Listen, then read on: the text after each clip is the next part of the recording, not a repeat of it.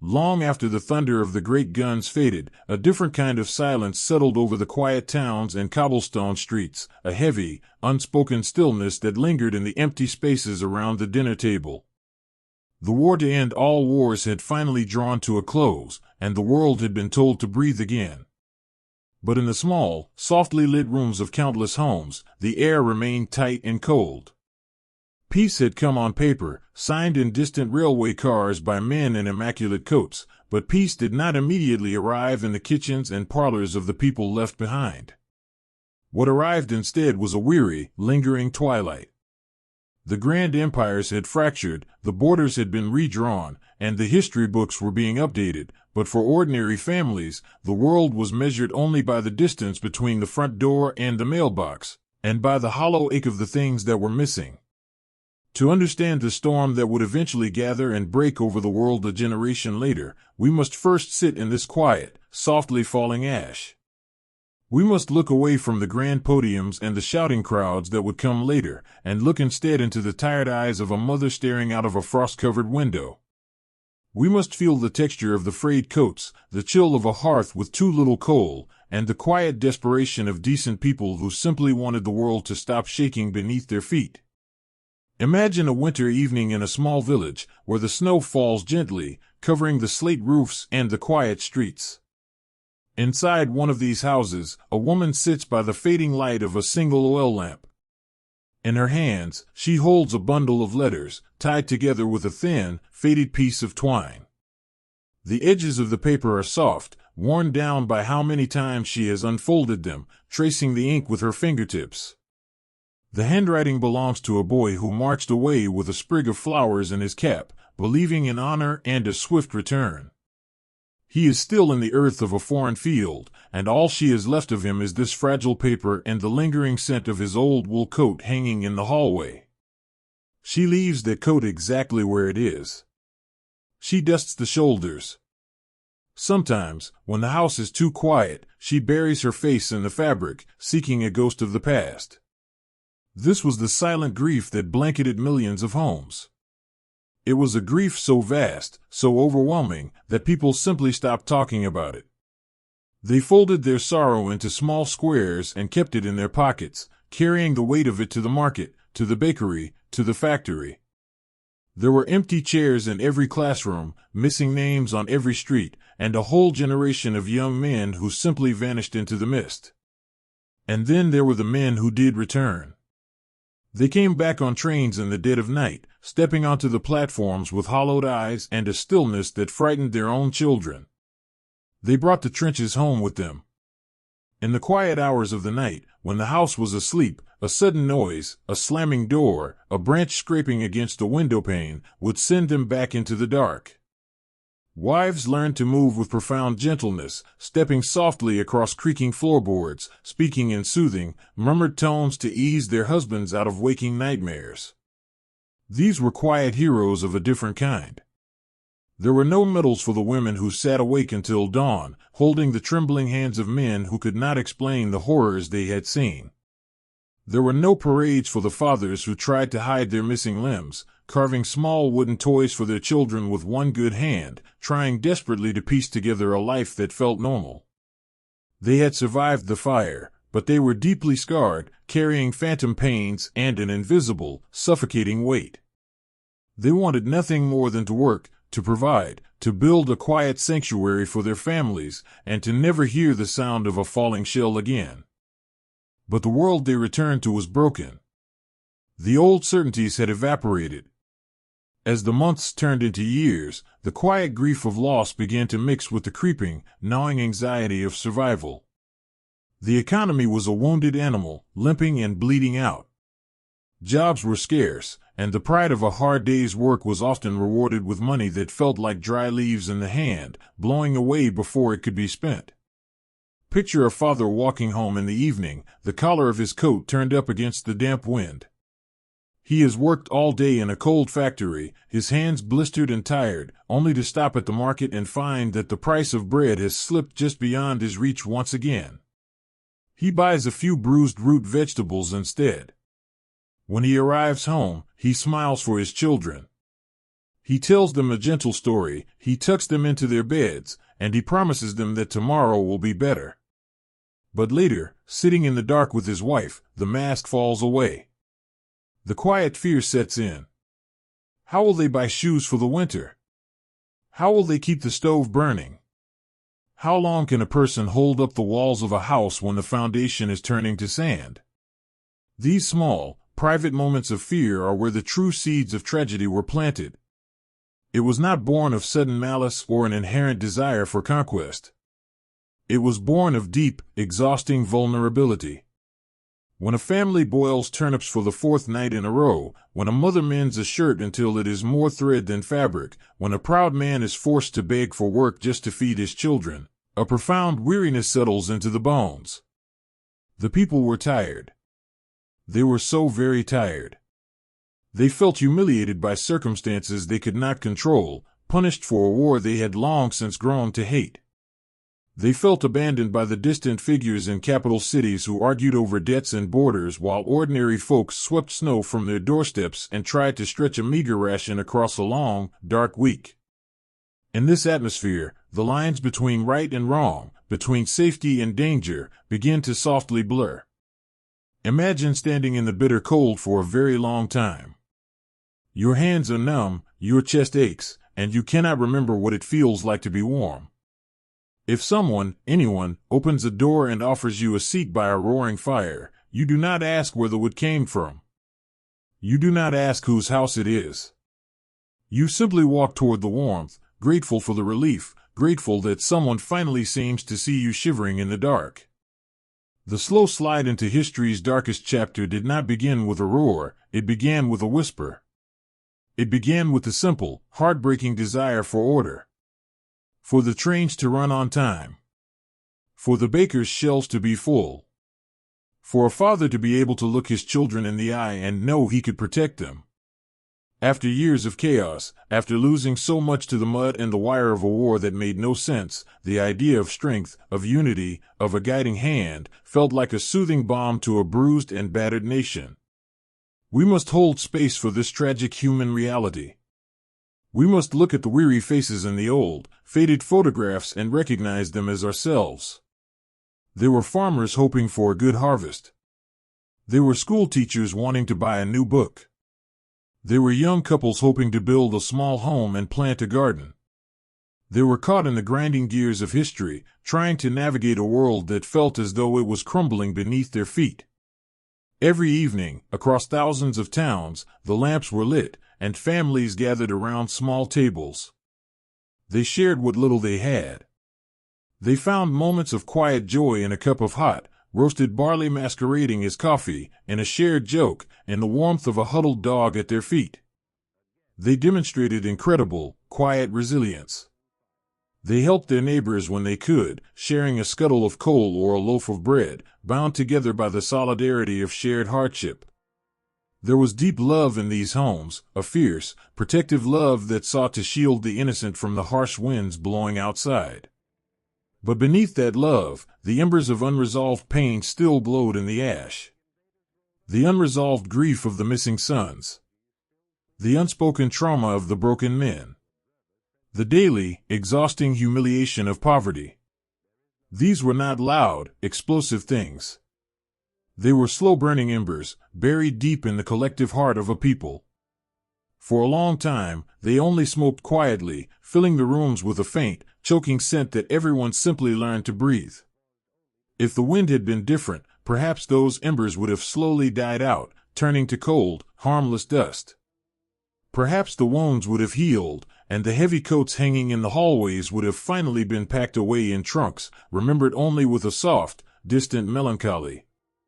But history is rarely so gentle. As the years drifted on, the winds of change began to stir. Slowly at first, just a faint breeze rattling the loose window panes, rustling the dry leaves in the empty town squares. But it was enough to catch those hidden, glowing coals.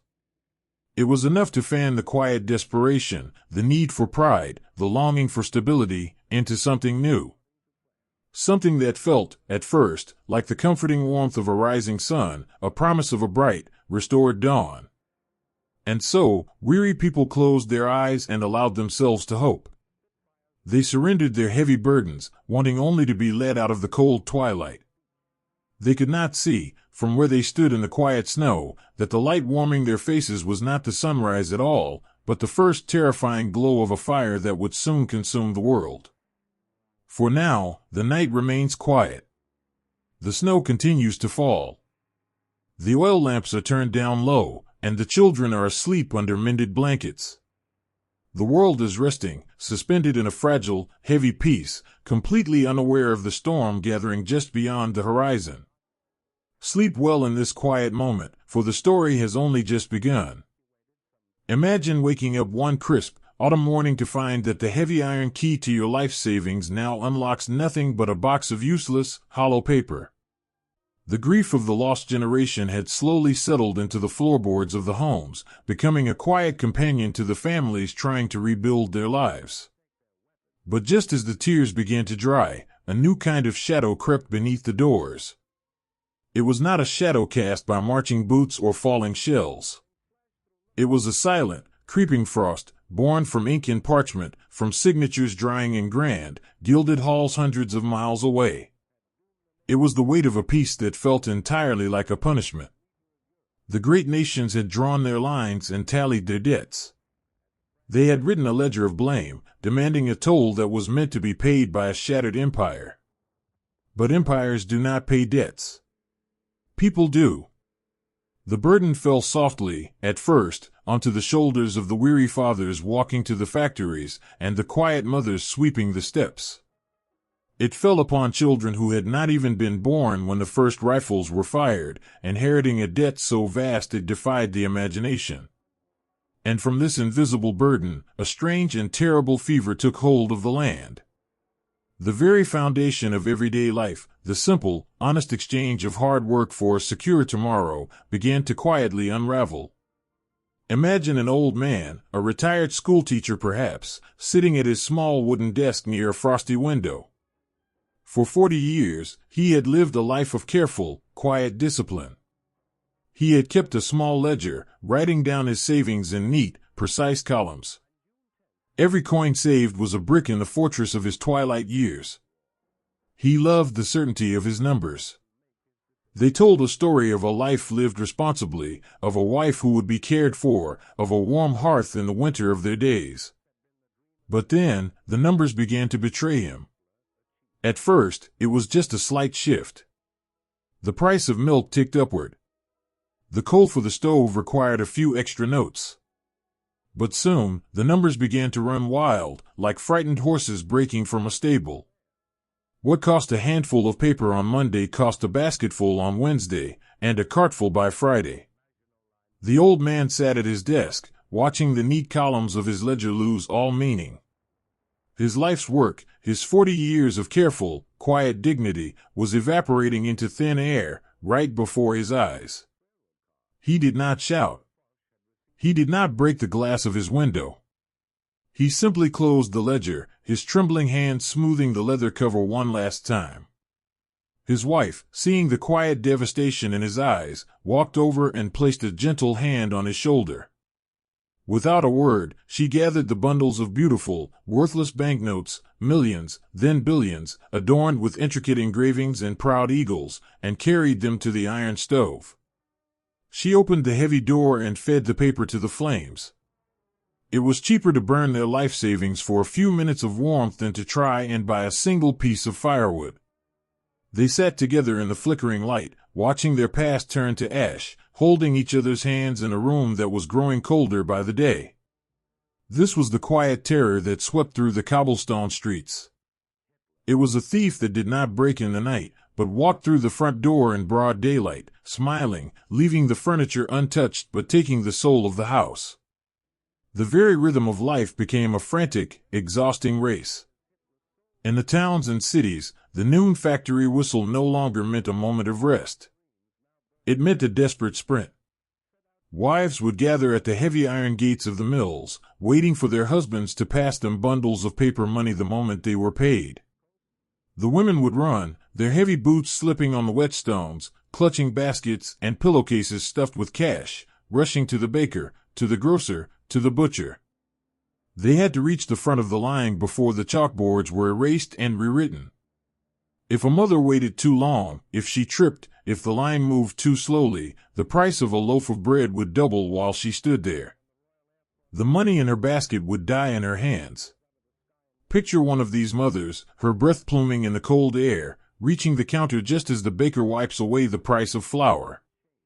She looks down at her overflowing basket of paper, and then up at the baker's tired eyes. She does not have enough. Not anymore. The exhaustion washes over her, a deep, heavy tide. She lowers her head, hiding the tears that threaten to spill, turning away to face her hungry children with empty hands. But in the midst of this overwhelming despair, there were breathtaking, quiet moments of grace. The baker, a man whose own livelihood is crumbling into dust, reaches out a flour-dusted hand and touches her sleeve. He does not speak. He simply takes a warm, fragrant loaf of bread from the shelf, wraps it in brown paper, and slides it into her empty bag. He refuses to look at her tears, pretending to be busy with the till. In a world that had gone completely mad, where the systems of men had failed so utterly, these small, private acts of rebellion, these gentle refusals to let a neighbor starve, were the only things holding the fragile fabric of humanity together. Outside, in the fading afternoon light, the children played. They are wonderfully resilient creatures, children. They did not understand the invisible forces crushing their parents' spirits. To them, the massive bricks of bandit currency were just toys. They built grand, tumbling castles out of millions of marks on the living room rugs. They strung the colorful notes together to make kites, watching their fortunes catch the breeze and dance against the gray sky. A mother would watch them from the kitchen window, a bittersweet ache blooming in her chest. She found a strange, heartbreaking comfort in their laughter. At least someone was finding joy in the paper that was drowning the rest of them. She would sit at the kitchen table, pull out a piece of plain stationery, and write to her sister in a distant province. "My dearest," she would write, the pen scratching softly in the quiet room. "The world feels as though it is spinning off its axis. We are swimming in an ocean of paper, yet we are thirsting for a single drop of certainty. Yesterday, I paid more for a spool of thread than our father paid for this entire house. The hardest part is not the hunger, though the hunger is always there. The hardest part is the feeling of walking on ground that is constantly shifting. We work, we save, we do everything we were taught to do, and the rules change while we sleep. I look at my husband, and I see a man who feels he has failed, though he works harder than any man I know. Pray for us, sister. Pray that the ground stops shaking." This erosion of reality was far more dangerous than the loss of wealth. It was the loss of trust. When the money in a man's pocket becomes a joke, he begins to wonder what else is a lie. If the institutions that govern his life can let his family starve while swimming in currency, then perhaps the institutions themselves are rotten. The laws, the politicians, the grand speeches about democracy and peace, they all began to sound like the rustling of dry, worthless paper. The people felt entirely unmoored, cast adrift in a storm without a compass. They were not inherently angry people. They were simply exhausted. They were tired of being humiliated by circumstances completely out of their control. They were tired of being punished for a war they had already paid for with the blood of their sons. They were tired of feeling ashamed when they looked at their children's worn-out shoes. In this deep, weary vulnerability, the soil of the nation was being quietly, tragically tilled. When a person is drowning, they do not ask for the credentials of the one who throws them a rope. They do not care what the rope is made of, or what ship it is attached to. They only care that it is solid. They only care that it can pull them out of the dark, freezing water. The people longed for solidity. They ached for someone, anyone, to stand up in the chaotic whirlwind and say, "I will stop the spinning. I will make the ground firm again. I will give you back your pride." And so, the stage was softly set. Not with grand, sinister plots in the beginning, but with the quiet sound of a ledger closing for the last time. with the smell of banknotes burning in a kitchen stove, with the gentle, desperate tears of a mother at a bakery counter.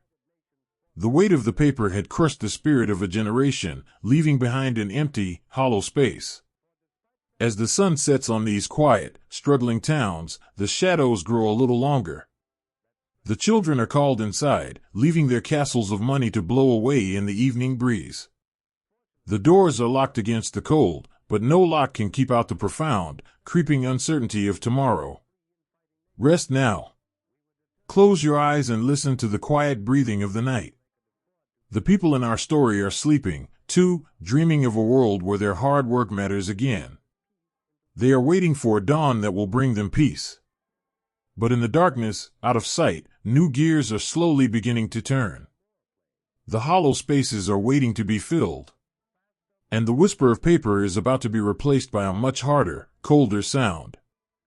In the quietest hours of the night, when the rest of the world was finally sleeping, the earth beneath the cobblestones began to gently, rhythmically hum. It was a low, vibrating sound, felt more in the soles of the shoes than heard with the ears. If you were to walk through the damp, mist-shrouded streets of the industrial districts long after the street lamps had flickered out, you would sense it, a steady, pulsing heartbeat echoing from behind walls of brick and black-painted glass. After the bitter, suffocating stillness of the poverty that had haunted the previous years, after the dizzying, terrifying whirlwind where money turned to ash, this new, mechanical rhythm felt like a strange and sudden miracle. The nation, exhausted and hollowed out, was finally going back to work.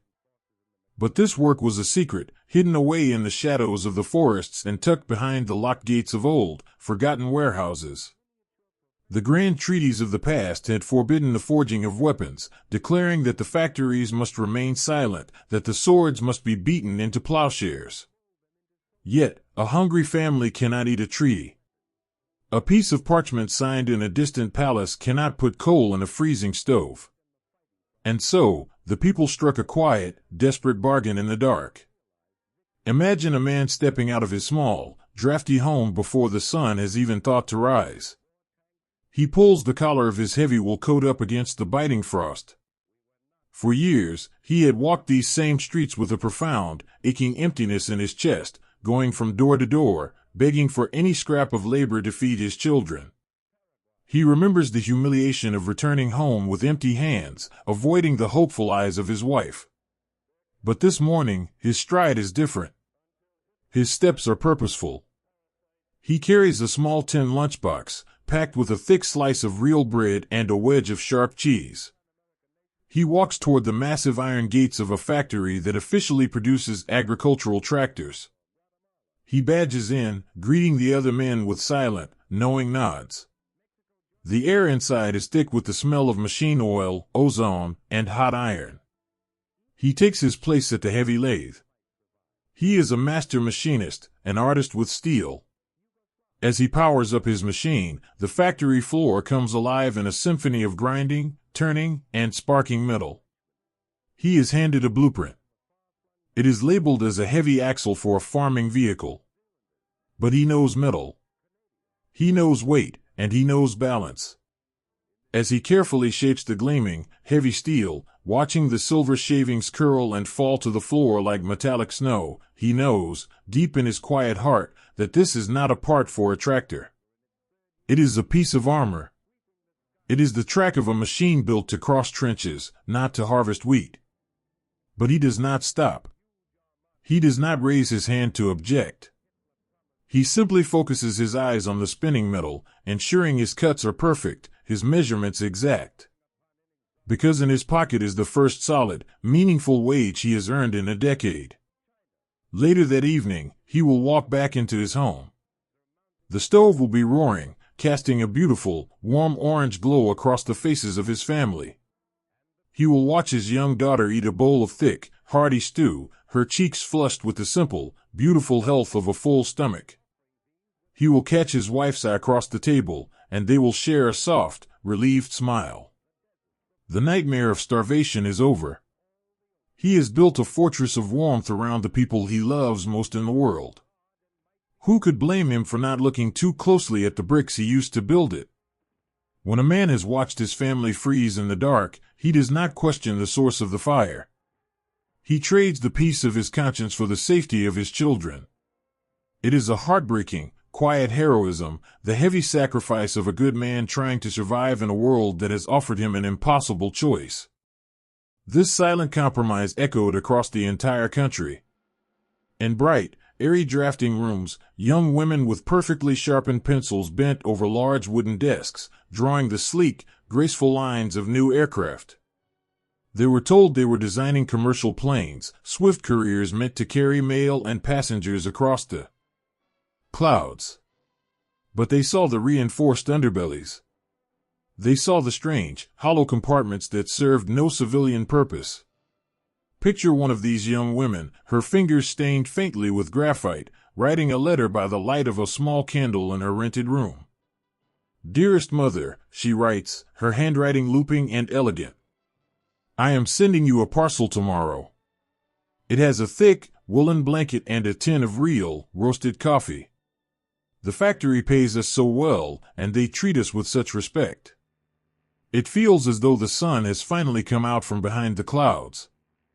But mother, sometimes, when I am drawing the wings of these great machines, a cold feeling washes over me. I try to convince myself they will only ever carry letters. I try to believe the whispers of the foremen who say these are just to make our nation proud again, a strong shield that will never be used. But in the quiet moments, I look at the sharp, aggressive angles of my own drawings, and I feel a deep, unnamed dread. Pray that my hands are only making birds of peace." She folds the letter, seals it with a drop of wax, and rests her head on her desk. She, too, is trapped in the soft, comfortable web of denial. It was a national slumber, a willing blindness born of pure exhaustion.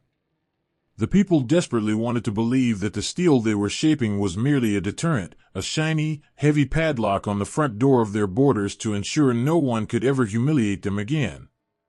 They told themselves, over and over in the hushed conversations at the local taverns, that the weapons would never be fired. They were a symbol of pride, a way to stand tall after being forced to kneel for so long. And so, the quiet rush continued. The windows of the foundries were painted black so that the bright, violet orange flashes of the furnaces would not be seen from the sky.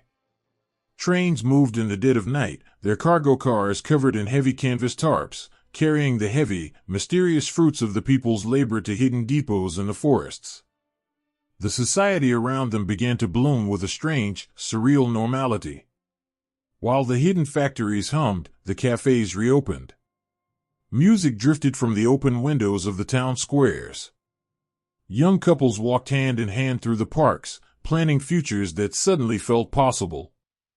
The baker baked his bread, the tailor sewed his suits, and the machinist shaped his shells. It all wove together into a comforting, hypnotic tapestry of recovery. The sheer relief of having a daily routine lulled the conscience to sleep. But steel is a patient thing.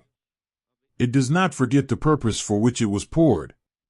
While the families slept warmly in their beds, dreaming of a prosperous tomorrow, the warehouses in the woods were slowly filling up. The shadow of the future was growing longer, cast by the very light of their newfound security. They did not know they were building the instruments of their own tragic fate.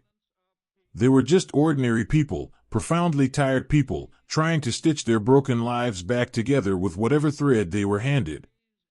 They found dignity in their labor, pride in their restored skills, and a fierce, protective love in their ability to finally provide for their own.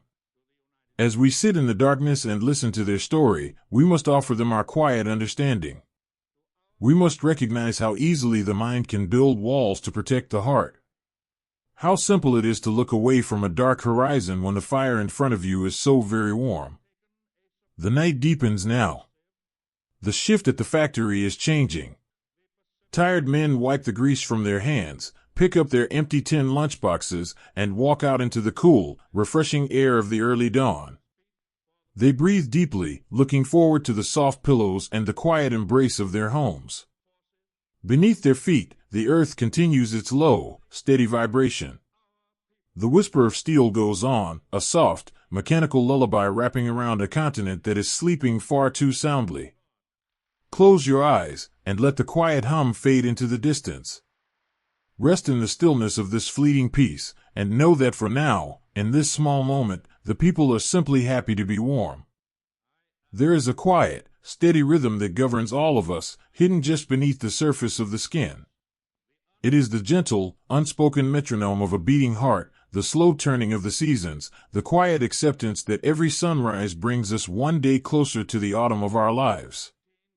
Most of us find a profound, comforting peace in this natural flow. We plant trees knowing we may only ever sit in the shade of their youngest branches.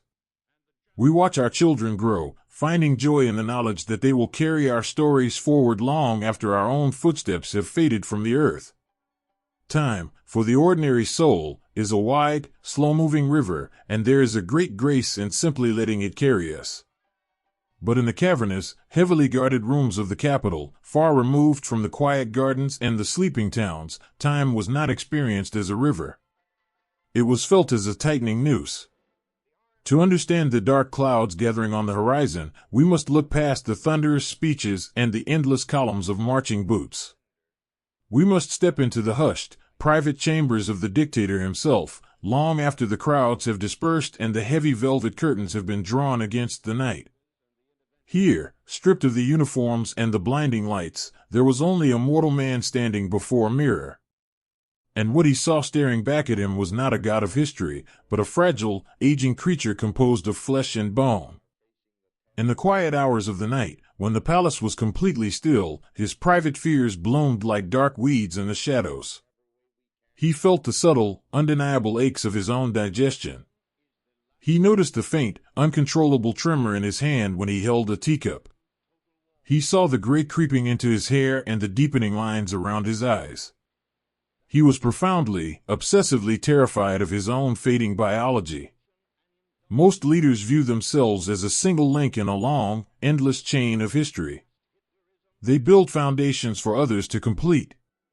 But this man harbored a dark, suffocating conviction that he, and he alone, was the sole architect of destiny. He believed with a terrifying certainty that if his heart were to suddenly stop beating in his chest, his entire grand, twisted vision would turn to ash. There was no successor he trusted. There was no one else who carried the fire of his obsession. To his mind, his empire could only be forged while his own hand still had the strength to swing the hammer. This is the hidden, deeply human frailty that acted as the terrible engine of history. He could not wait for the slow, careful maturation of his armies. He could not afford the patience required for traditional diplomacy. He believed, with an exhausting, paranoid absolute, that his enemies were merely waiting for him to grow old, waiting for his voice to lose its terrifying resonance. Every setting sun felt like a stolen opportunity. Every tick of the clock was a reminder of his own mortality. He was a man racing against his own last breath, determined to force the world into his mold before his biological clock ran out. And the devastating tragedy of this private panic is that it stood in stark, heartbreaking contrast to the way the rest of the world was living. Out in the quiet villages, in the mist-covered valleys and the bustling, cobbled streets, ordinary people were finally exhaling. After the long, bitter trauma of the Great War, and after the suffocating, terrifying years where paper money had turned to dust, a sense of stability had softly returned. For the exhausted families who had weathered so much sorrow, time had finally become a friend again. They believed, with simple, beautiful sincerity, that they had an ocean of years stretching out before them. Imagine a young husband and wife, kneeling together in the damp, fragrant soil of a small courtyard behind their home. The evening air is cool, and the sky is painted in soft strokes of lilac and gold. Together, they are carefully lowering the fragile, spindly roots of a young plum sapling into the earth. The husband gently packs the soil around the base, while his wife pours water from a heavy tin watering can, watching the dark earth drink it in. When they finish, they wash their hands at the garden pump, the cold water splashing against the stones. The husband wraps his arm around his wife's waist, and she rests her head on his shoulder. They stand there, breathing in the scent of the wet dirt, exhausted but deeply, quietly content. They are not thinking of empires. They are not thinking of shifting borders or historical destinies. They are thinking of the many soft, warm summers ahead. They are imagining a day, decades from now, when their hair will be white, and they will sit together in the shade of this very tree, watching their grandchildren eat the sweet, purple fruit. They are trusting in the slow, beautiful promise of tomorrow. But they do not know that hundreds of miles away, a man who cannot sleep is pacing along, carpeted floor, deciding that their tomorrow is too long to wait for. Far from the capital, in a narrow, winding alleyway in an old town, an elderly clockmaker sits hunched over his wooden workbench. A small, jeweler's glass is pressed to his eye, and the warm, amber light of an oil lamp illuminates a sea of tiny, gleaming brass gears. The shop is filled with a soothing, chaotic harmony of hundreds of clocks ticking in unison, a gentle, mechanical heartbeat. The clockmaker handles the delicate springs and the microscopic teeth with profound reverence. He knows, better than anyone on earth, the absolute laws of mechanics. He knows that you cannot force a delicate machine to move faster than it was designed to go. If you grow impatient, if you push the hands forward with too much force, the delicate gears will shear, the mainspring will violently snap, and the entire beautiful mechanism will shatter into useless pieces. He pauses his work, rubbing his tired eyes, and pulls a piece of plain stationery toward him. He dips his pen into the inkwell and begins to write a letter to his daughter, who has just welcomed her first child into the world. "My sweetest girl," he writes, his handwriting trembling slightly, but full of immense warmth. "My hands are slower these days, and my eyes lose their focus in the lamplight. But there is a wonderful, quiet peace in this slowness.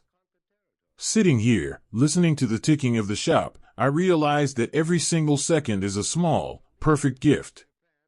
Do not rush through your days. The world outside seems to be moving so terribly fast right now, a great, loud blur of sweeping promises and impatient marching feet. But real life, the life that truly matters, happens slowly. It happens in the quiet, unrecorded moments between the ticking of the clock. Hold your baby close. Love your husband. Let the years unfold as they are meant to, softly and without force."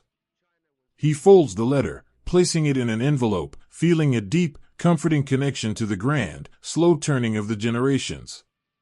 He accepts his fading light, finding his immortality in the love he passes down. This is the great, silent heartbreak of the era. The people were finally settling into the comforting rhythm of normal life, healing their old wounds, and believing that the world had finally agreed to be still. They were living in a beautiful, gentle illusion of infinite time. But history is so often shaped by forces that seem impossibly grand, when at their core, they are driven by the smallest, most fragile of human frailties. The greatest, darkest storm the world would ever see was catalyzed, in no small part, by a single man's desperate, paranoid fear of growing old. Because he could not make peace with his own mortality, because he could not accept the natural, slow turning of the earth, he decided to force the hands of the clock. He decided to set the world on fire, simply so he could read his own name by the light of the flames before his eyes grew too weak to see. Let the ticking of the clockmaker's shop slowly fade into the distance. Let the night wrap its dark, velvet blanket over the young couple dreaming of their plum tree, and over the old man resting his tired eyes. Breathe deeply in the stillness of this fleeting moment. They do not know what is coming. They are sleeping peacefully, completely unaware that the wide, slow river of their lives is about to be forced into a terrifying, rushing rapid. We will leave them to their quiet rest for now. Let the shadows lengthen, and let the silence hold you, as we prepare for the moment when the illusion of time finally breaks, and the true hunger begins to stir. There is a profound, almost sacred silence that comes just before the first seeds are pressed into the dark, damp earth. If you have ever knelt in a garden, letting the cool spring soil sift through your fingers, you know this quiet feeling. It is a feeling of immense hope, a silent promise made between human hands and the turning of the seasons. For generations, this simple, beautiful act was the rhythm of life for countless families scattered across the sweeping valleys and rolling hills of the countryside. They were people entirely defined by the land they tended. Their histories were not written in heavy books, but in the stone walls they built, the orchards they planted, and the worn wooden handles of their plows, smoothed by decades of honest, calloused hands. But as the years drifted by, a quiet, creeping anxiety began to settle over these pastoral landscapes. It was not a sudden storm, but a slow, suffocating tightening of the borders of their lives. Imagine a small, weathered farmhouse nestled in a deep, shadowed valley. The roof is patched, the wooden beams sag with the weight of generations, and the stone hearth, though warm, illuminates a room that has grown far too small. At the heavy wooden table sits a father, his face lined with the deep, permanent creases of a life spent under the sun and the rain. He looks across the table at his children, their faces glowing in the soft amber light of the oil lamp. He loves them with a fierce, quiet devotion. He would break his own back to ensure they never knew the ache of an empty stomach. But when he looks out the small, frost-covered window at his fields, his heart sinks. His farm is painfully small. It had been divided between his own brothers, and his father's brothers before that, sliced into narrower and narrower ribbons of land with each passing generation. The soil is tired. It has been turned and worked for centuries, asked to give more than it can naturally bear. No matter how early he wakes, no matter how deeply he drives the plow, he knows the terrifying truth: there is simply not enough earth left to sustain his growing family. When his sons become men, they will have nothing to inherit but a few stony acres and a lifetime of exhaustion. This quiet, desperate claustrophobia was a heavy blanket lying over the countryside. The people felt entirely penned in, trapped in a room where the walls were slowly inching closer together. They did not want to leave their ancestral valleys, but the fear of poverty, the terror of not being able to provide a future for their children, gnawed at them in the quiet hours of the night. It was into this very specific, very human vulnerability that a new dream was gently, carefully whispered. It did not arrive in the villages as a violent or terrifying decree. If it had, the good, gentle people of the countryside would have surely turned away. Instead, it arrived disguised as a beautiful, sunlit promise. It came in the form of soft, colorful magazines left on the tables of the local taverns. It came through the crackling static of the parlor radio, spoken in tones of deep reverence for the noble farmer and the sacred plow. It was the promise of living space. They were told a story of the East. They were shown grand, painted illustrations of vast, endless plains of deep, fertile black soil, stretching out as far as the eye could see beneath a wide, unbroken sky. In these pictures, there were no cramped, shadowed valleys. There were no starving crops or exhausted fields. There were only golden oceans of wheat rippling in a warm breeze, large, beautiful farmhouses with wide porches, and healthy, laughing children running through the tall grass. It was a masterfully crafted illusion, designed to perfectly fit the shape of their deepest, most private yearnings. The abstract, chilling ideology of conquest was stripped of its darkness and dressed in the wholesome, romantic clothes of a pioneer adventure. It was framed not as theft, but as a glorious return to nature. A divine right to stretch their arms, to breathe clean air, and to finally have a piece of the world they could call their own. Picture a young mother, sitting by the hearth after the rest of the house has fallen asleep. The embers are glowing a soft, dying orange. On her lap rests one of these magazines, the vibrant colors illuminating her tired eyes. She traces the outline of a drawn farmhouse with her finger. She imagines a kitchen with enough space to bake without bumping her elbows against the walls. She imagines a garden where she can grow wide, leafy cabbages and sweet peas, a place where her children can play without running into the neighbors' fences. She pulls a sheet of plain writing paper from a drawer, dips her pen into the ink, and begins a letter to her sister who lives in the crowded, soot-stained city. "My dearest sister," she writes, her handwriting flowing with a sudden, uncharacteristic lightness. I am looking at a picture tonight that has made my heart beat entirely too fast. They are talking on the radio about the new lands, far away, where the soil is so rich you barely have to turn it. Wilhelm is skeptical. You know how he clings to his father's old, rocky hills. But I see the way he looks at our boys, worrying about what he can leave them. The people in the capital say that a great nation needs room to breathe. I do not understand politics, and I do not care for the angry speeches. But oh, sister, I understand the need to breathe. I dream of a place where we can open a window and see nothing but our own golden fields. Perhaps we could all go together. Perhaps there is a place in the sun for us after all. She seals the envelope, her heart fluttering with a quiet, innocent hope. She is a good woman. She loves her neighbors, she cares for the sick in her village, and she works tirelessly for her family. But in her desperate longing for a safe, beautiful future, she has completely, tragically bought into the dream. And this is where the profound sorrow of the story truly lies. To accept this beautiful dream, the ordinary, decent people of the countryside had to make a silent, terrible compromise in their own minds. They had to deliberately look away from the shadows hiding behind the golden paintings. Because the land in the east was not empty. The vast plains were not silent, waiting for a plow. They were already home to millions of other families. They were filled with other mothers singing to their children, other fathers turning the damp soil, other old men sitting by the hearths of homes they had occupied for centuries. But the whispers from the capital were soothing, hypnotic, and profoundly reassuring. They told the farmers not to worry.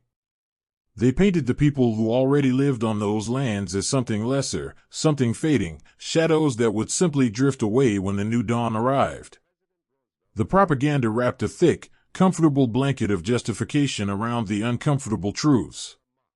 It is terrifyingly easy to ignore the faint cries of a stranger in the distance when the person speaking to you is offering your own child a loaf of warm bread and a place to call home.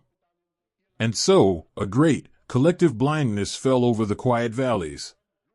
The people chose to look only at the bright, shining center of the promise, refusing to look at the dark, violent edges.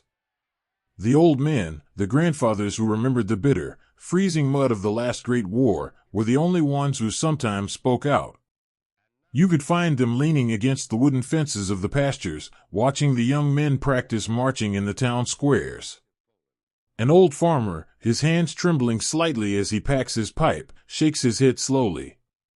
He knows the earth better than anyone. He knows that the earth does not simply surrender itself. It demands a toll. They are selling you a painting, he mutters quietly to his young grandson, who is staring wide-eyed at a map of the East. They draw lines on a piece of paper and tell you it is empty space. But there is no empty space in this world, my boy. Wherever you go to build a house, you must tear up the grass that was already there. And if someone is living in that grass, you will have to tear them up, too. The earth they are promising you is not watered with rain. It will be watered with tears. But the old man's voice is soft, and the music from the radio is so very loud. His warnings are drowned out by the sweeping, romantic orchestral music playing from the open windows, celebrating the bold, brave pioneers of the future. The young boy smiles at his grandfather, patting his arm affectionately, believing the old man is just tired and afraid of change. The boy turns his eyes back to the map, his heart swelling with a terrible, misplaced pride. He is ready to pack his bags. He is ready to march into the dawn. As the months turned into years, this quiet hunger for earth became a central, driving heartbeat of the nation. It was no longer just a political strategy discussed in smoke-filled rooms, it had been planted deep in the soil of ordinary homes. It had taken root in the imaginations of the weary and the hopeful. It had become a moral crusade, a righteous quest for survival. The tragedy was absolute. A gentle, deeply human desire, the simple wish for a garden, a warm hearth, and a safe place for children to grow, had been twisted, warped, and weaponized into an instrument of unimaginable destruction. The love of the soil had been perverted into a reason to spill blood upon it.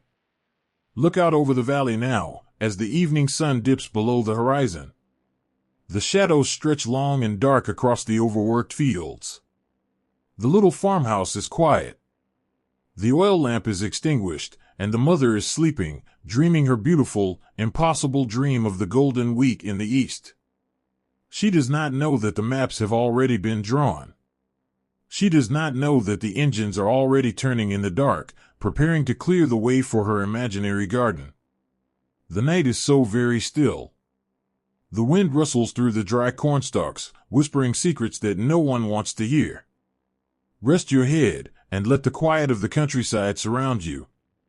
We must leave them to their peaceful slumber, even as the earth beneath them begins, ever so slightly, to tremble with the weight of what is to come.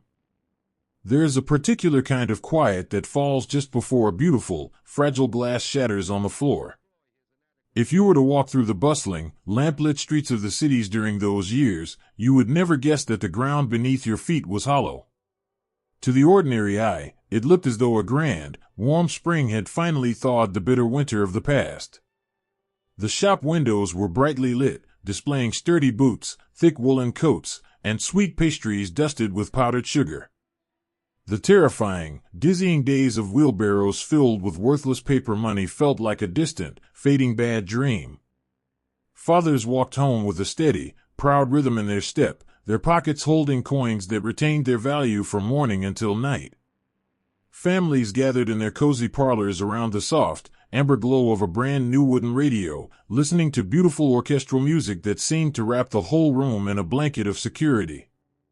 They felt safe. They felt as though they had finally stepped off a violently rocking ship and planted their feet on solid, unmovable earth. But this prosperity was a beautiful, magnificent ghost. Deep in the silent, heavily guarded buildings of the capital, far away from the cheerful bakeries and the humming factories, the true story was being written in quiet, terrifying ink. The nation had been put back to work, yes. The great smokestacks were breathing, and the roads were being paved. But the money paying for this grand resurrection did not actually exist. The state was building a magnificent, sprawling mansion, but they were buying the bricks with secret, hidden promises, slips of paper kept in locked drawers, IOUs written to the future, hoping the future would never come to collect. Imagine a tired, aging bookkeeper sitting alone in a vast, vaulted office long after the younger clerks have gone home. The only light in the room comes from a small, green-shaded desk lamp that casts a soft circle over his heavy leather ledgers. He is a quiet man, a man who has spent his entire life finding comfort in the absolute truth of addition and subtraction. Numbers do not lie to him. They are simple, honest friends. But tonight, the numbers are telling him a story of sheer, unutterable dread. He traces his finger down the column of raw materials. He looks at the stores of iron, the reserves of grain, the hidden vaults of foreign currency needed to buy oil and rubber from across the seas. He drags his pen across the page, carrying the sums. He does the math once, and then he does it again, his heart beating a little faster with each stroke of the nib. The answer is always the same. The granaries are emptying. The treasury is bleeding out. The grand, roaring engine of the nation's recovery is consuming fuel far faster than it can ever be replaced. He realizes, in the suffocating silence of his office, that the country is completely, undeniably bankrupt. He takes off his spectacles and rubs his weary eyes. He looks out the tall window at the city below. He sees a young couple laughing under a street lamp, sharing a roasted chestnut. He sees a tram rattling by, filled with tired but contented workers heading home to warm beds. They have no idea. They are living in a house of cards, built so high and so wide that they cannot see the edges. And the bookkeeper knows that unless a miracle happens, within a few short months, the wind will blow, and the entire beautiful structure will collapse, plunging them all back into the freezing, starving darkness they just escaped. He pulls a sheet of plain paper toward him and writes a letter to his brother, a schoolteacher in a sleepy southern village. "My dear brother," he writes, his hand trembling just slightly. "The autumn leaves are falling here in the city, and the air is growing terribly cold. Everyone around me is smiling, talking of how strong we have become, how the bad times are behind us forever. But I look at the ledgers, and I feel like a man standing on a train track, watching a light approaching in the tunnel. We are spending the wealth of tomorrow to buy the bread of today. I do not know how they plan to keep the lights on when the winter truly sets in. Keep your garden tended, brother. Keep your cellar full. I fear the ground is not as solid as it seems. He folds the letter, holding the weight of a secret that feels too heavy for his narrow shoulders. This was the hidden, desperate precipice upon which the world teetered. The factories that were secretly building armor and shaping steel were incredibly hungry. They ate coal, they drank oil, and they demanded iron. To keep them running, the government had to trade away the last of its real wealth. But you cannot feed a family with a tank, and you cannot heat a home with a falling bomb. As the months crept on, small, subtle fractures began to appear in the beautiful illusion. The ordinary people did not understand the grand economics of foreign exchange or trade deficits, but they understood the simple arithmetic of their own pantries. Picture a mother standing in her small, spotless kitchen. She is a master of making do, a woman who shows her love by stretching a single chicken into 3 days of warm meals. But lately, her quiet magic is becoming harder to perform. She goes to the market with her steady, reliable wages, but the butcher shakes his head sadly when she asks for a roast. There is only a small cut of sausage left. She goes to the grocer, and the rich, creamy butter she used to buy has been replaced by a pale, waxy substitute. Her coffee smells mostly of roasted acorns and chicory. She does not complain. She has been told on the radio that these small sacrifices are noble, that giving up a little butter allows the nation to forge a stronger shield. She believes it, because she wants to be a good citizen. She wants to be brave. Later that afternoon, there is a soft knock at her back door. It is her neighbor, an older woman whose husband has been ill. The neighbor holds out a small, precious jar of preserved strawberries from the summer harvest. In exchange, the mother gives her a small tin of cooking fat. They smile at each other, a quiet, unspoken bond of resilience. They do not talk about the empty shelves at the market. They just hold on to each other, trading small kindnesses to keep the cold reality at bay. These housewives, managing their shrinking pantries with such quiet dignity, were the unwitting shock absorbers of a collapsing economy. They patched the holes in the illusion with their own exhaustion. But back in the capital, the men who had built the house of cards knew that rationing butter would not be enough. The absolute, terrifying math of their situation left them with an impossible choice. They could stop the hidden factories, admit to the people that the miracle was a lie, and watch the country slide back into the agonizing humiliation of mass unemployment and poverty. Or, they could find new pantries to raid. If they did not have enough coal to keep the stoves burning through the winter, they would have to take the coal from the ground of their neighbors. If they did not have enough gold to buy wheat, they would have to march into the fields of other nations and harvest it themselves. War, in its most chilling, secret heart, was no longer just an ideological dream of glory. It had become a desperate, cold accounting measure. It was a violent necessity to balance the books and keep the illusion alive. The tragedy of this moment is almost too vast to hold. The decent, ordinary people of the country believed they were working hard to build a lasting, peaceful prosperity. They thought the sweat on their brows was purchasing a safe tomorrow for their children. They had no idea that their very salvation had been structured as a pyramid, one that required the continuous, violent consumption of the outside world just to avoid collapsing inward. They were passengers on a beautiful, luxurious ship that was burning its own wooden hull to keep the engines running. And when the hull was entirely consumed, the captains knew they would have to board other ships, just to steal their timber. Let us look one last time at the quiet bookkeeper in the city. He turns off his small green lamp. The room plunges into a soft, silvery darkness, illuminated only by the moonlight filtering through the tall glass. He carefully locks the leather ledger in his desk drawer, turning the brass key with a heavy sigh. He puts on his coat and walks out into the cool, refreshing night air. He walks past the darkened shop windows, past the sleeping houses where families are dreaming of a bright, endless future. He feels a profound, aching sorrow for them. He wishes he could wake them gently, wishes he could warn them to brace for the fall. But he is just one tired man, and the machinery of fate is already turning too fast to stop. So he simply walks home, his footsteps echoing softly on the cobblestones, carrying the invisible weight of the world's impending sorrow. The night is deep now, and the house of cards still stands, perfectly still in the windless dark. It is beautiful in its fragility, a monument to hope and deception. Let the people sleep a little longer. Let them enjoy the warmth of their mended blankets and the soft glow of their fading embers. The winter is coming, and the terrible arithmetic of survival will soon demand its price. But for this quiet moment, all is still. Breathe in the silence, and rest. There is a heavy, breathless silence that settles over a river just before the first boot steps onto the bridge. It is a pale, gray morning in early spring. The mist hangs low over the water, clinging to the wet stones of the old cities along the Rhine. For many quiet years, this land has been a buffer, a silent space where the great armies were forbidden to tread.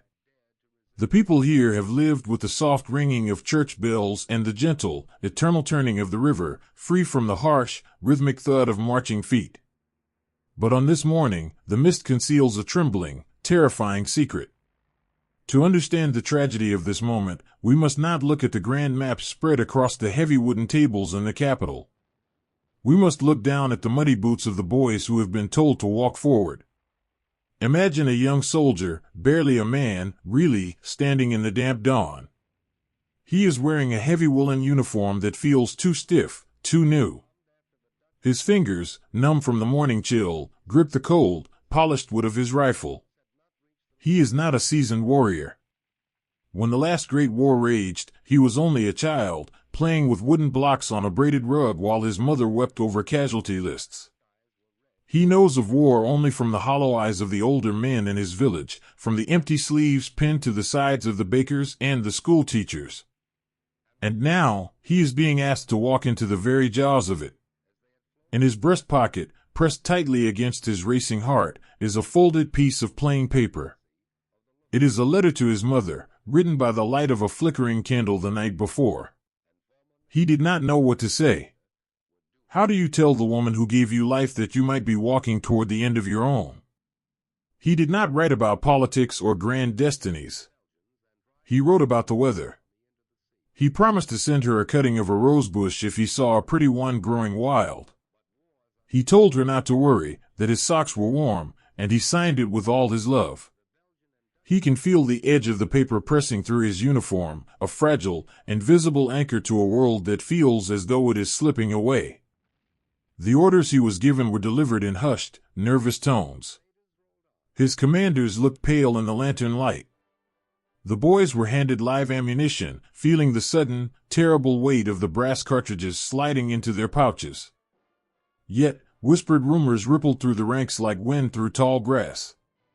They were told that if the neighboring armies fired a single shot, if even one warning round echoed across the water, they were to immediately turn back.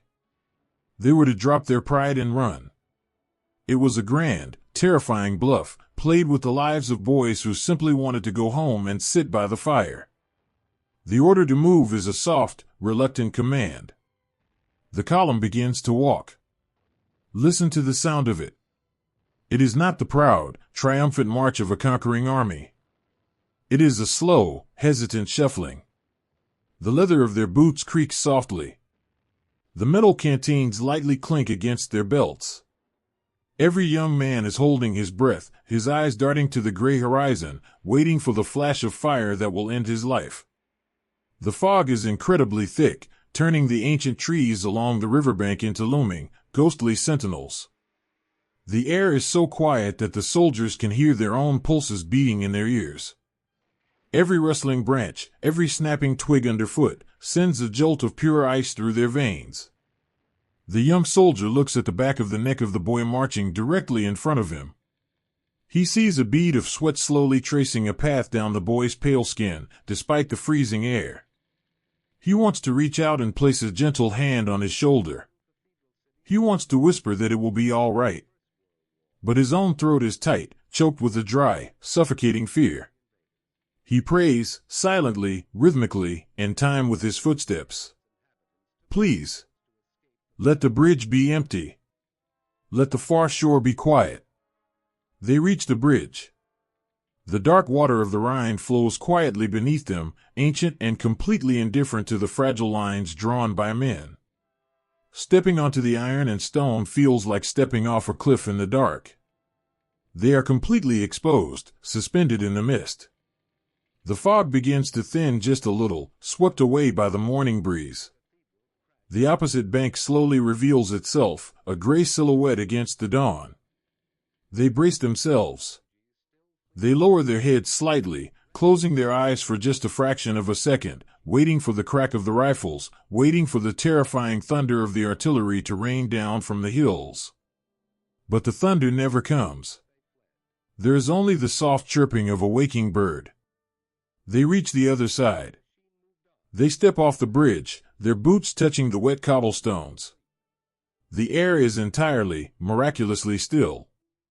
As they march into the first square of a small border town, the heavy wooden shutters of the houses remain tightly closed. The streets are perfectly empty. The boys look at each other, their eyes wide, their chests heaving with the exhaustion of their own unspent terror. Have they survived? Is the terrible gamble over? And then, a small window on the second floor of a bakery opens with a soft creak. An old woman, her gray hair wrapped tightly in a woolen shawl, peers out into the morning light. She sees the gray uniforms. She sees the frightened, exhausted faces of the boys, looking more like lost children than an invading force. She does not scream. She does not run to hide.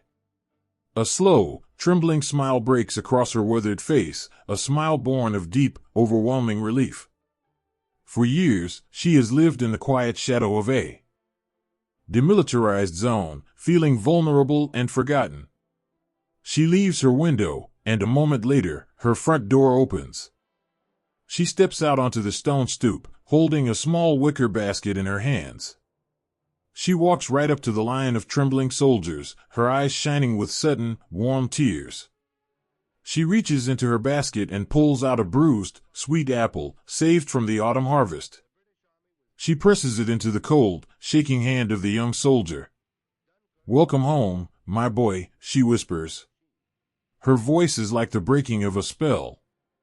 Suddenly, other doors begin to open all down the street. The town awakens, not with the roar of a battle, but with a collective, weeping sigh of relief. Fathers come out in their shirt sleeves, handing the boys steaming cups of hot, roasted chicory water. Mothers run into the streets, their aprons fluttering in the breeze, wrapping their arms around the necks of soldiers they have never met, crying as if they were their own returned sons. Small children peek around the corners, watching the tense shoulders of the soldiers finally drop. The boys, these terrified children who had spent the last 10 miles agonizingly preparing to die, completely fall apart. The stiff, unnatural military discipline melts away like frost beneath a rising sun. The young soldier takes a bite of the sweet apple, and the tears he has been holding back finally spill over his eyelashes, cutting clean, wet paths through the dust on his cheeks. He is alive. He is safe. The world has not ended in a storm of fire. He feels a profound, overwhelming love for the old woman, for the town, for the very air moving through his lungs. It is a beautiful, deeply moving moment of human connection. The soldiers are invited into warm kitchens. They are offered fresh bread and the best chairs by the hearth. For a few hours, there are no generals, no grand strategies, no dark ideologies. There are only tired, frightened boys finding comfort in the kindness of strangers. But beneath the cheers, beneath the fragile spring flowers being gently tucked into the buttonholes of their uniforms, lies the great, tragic shadow of the century. The young soldiers do not know what this bloodless morning truly means. They only know they get to sleep in a warm bed tonight, rather than a muddy trench. They only know they can tear up the sad, final letter in their pocket and write a new, happy one to their mothers tomorrow.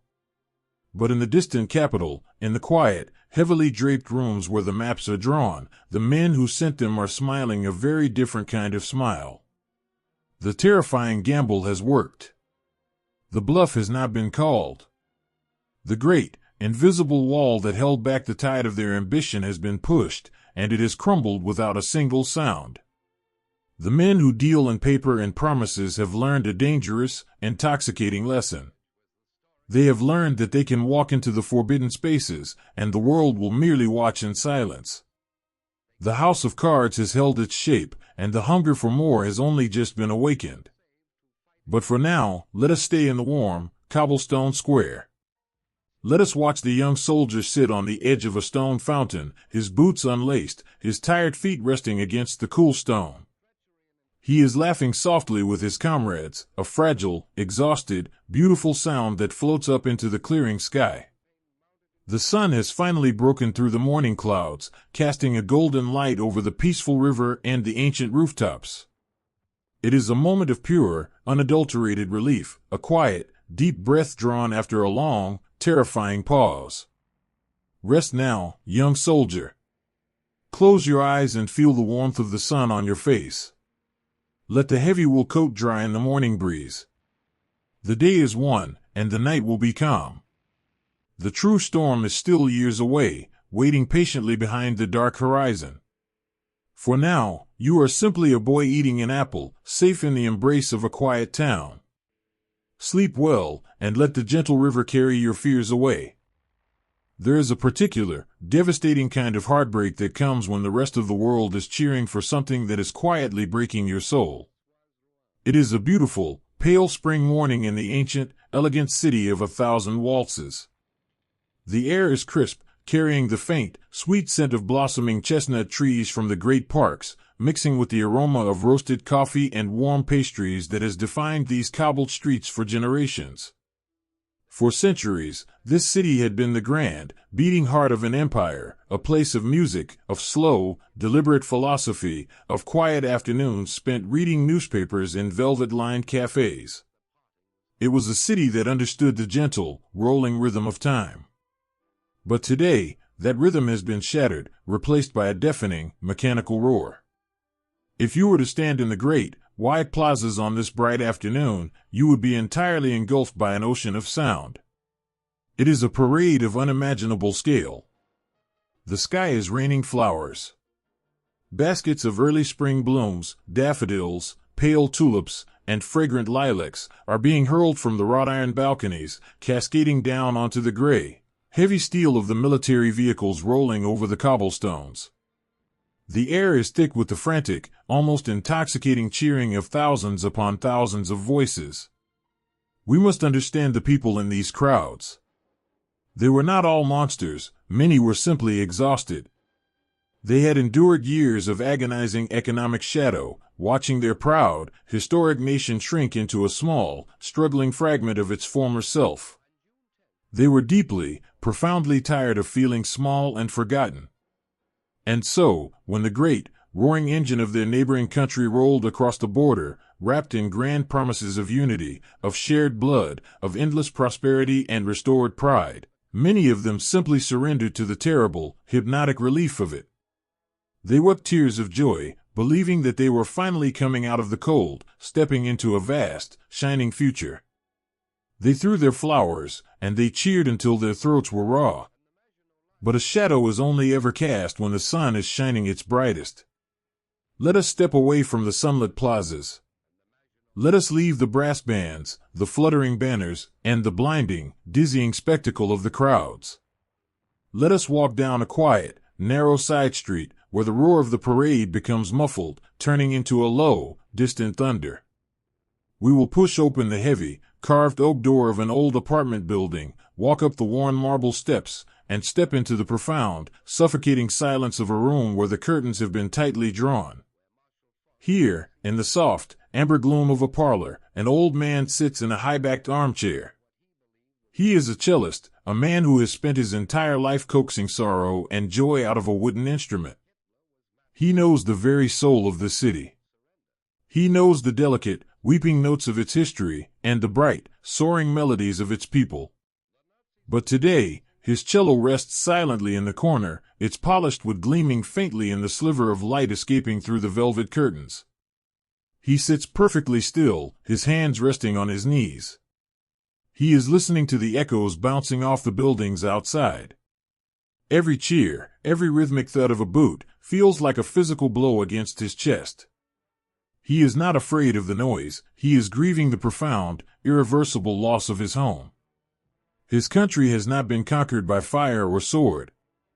It has simply been swallowed whole, erased from the map with the stroke of a pen and the roar of a crowd. The borders he knew, the identity he held so dear, the quiet, cosmopolitan spirit of his beloved city, all of it has vanished in a single afternoon. He feels as though a grand, beautiful old library is burning down around him, and the people outside are cheering for the warmth of the flames. He slowly stands, his joints aching with a sudden, overwhelming weariness. He walks over to the small, mahogany table where a cup of tea has gone completely cold. Beside it rests his passport.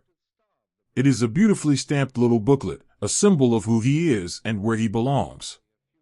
He runs his trembling thumb over the gold lettering on the cover. As of this morning, this little book is entirely meaningless. It is just a collection of voided paper. He has become a ghost in his own living room, a man without a country, standing in a city that no longer belongs to him. He closes his eyes, and a single, quiet tear slips down his withered cheek. He does not wipe it away. He simply lets it fall, a silent tribute to the fading echoes of a world that will never exist again. Across the city, in another dimly lit room, the silence is heavier, fraught with a different kind of terror. The sun is beginning to set, casting long, dark shadows across the floorboards. A mother kneels on the rug, a small, battered leather suitcase open before her. The distant sound of the celebrations is finally beginning to wane, but the dread in her stomach is tightening into a hard, cold knot. She is packing with a quiet, desperate efficiency. She folds a small woolen sweater, pressing it flat beneath a pair of sturdy children's boots. She wraps a fragile, silver candlestick, a wedding gift from her own mother, in a soft linen towel, hiding it deep in the corner of the bag. Her movements are entirely silent.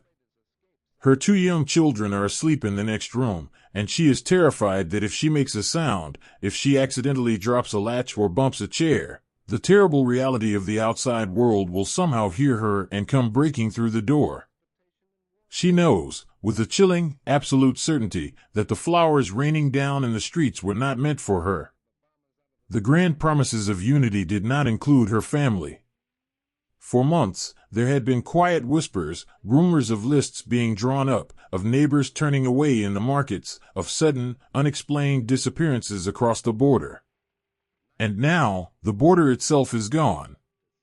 The monster she had been quietly watching from afar has just been invited into her home, given the keys to the city by the very people she bought her vegetables from. She pauses, her hands resting on the folded clothes. The sheer exhaustion of the fear washes over her. Where can they go? The world suddenly feels impossibly small, a maze where all the exits are being quietly, methodically locked. She walks over to her small writing desk, pulling the chain on a delicate glass lamp. She takes out a sheet of paper and uncaps her pen. She writes to her cousin, far away across the sea. "My dearest," she writes, her script small and hurried. The spring has arrived in the city, but it has never felt so terribly cold. The streets are full of people celebrating, but we are sitting in the dark, listening to the heavy footsteps on the pavement below. Everything changed in the blink of an eye.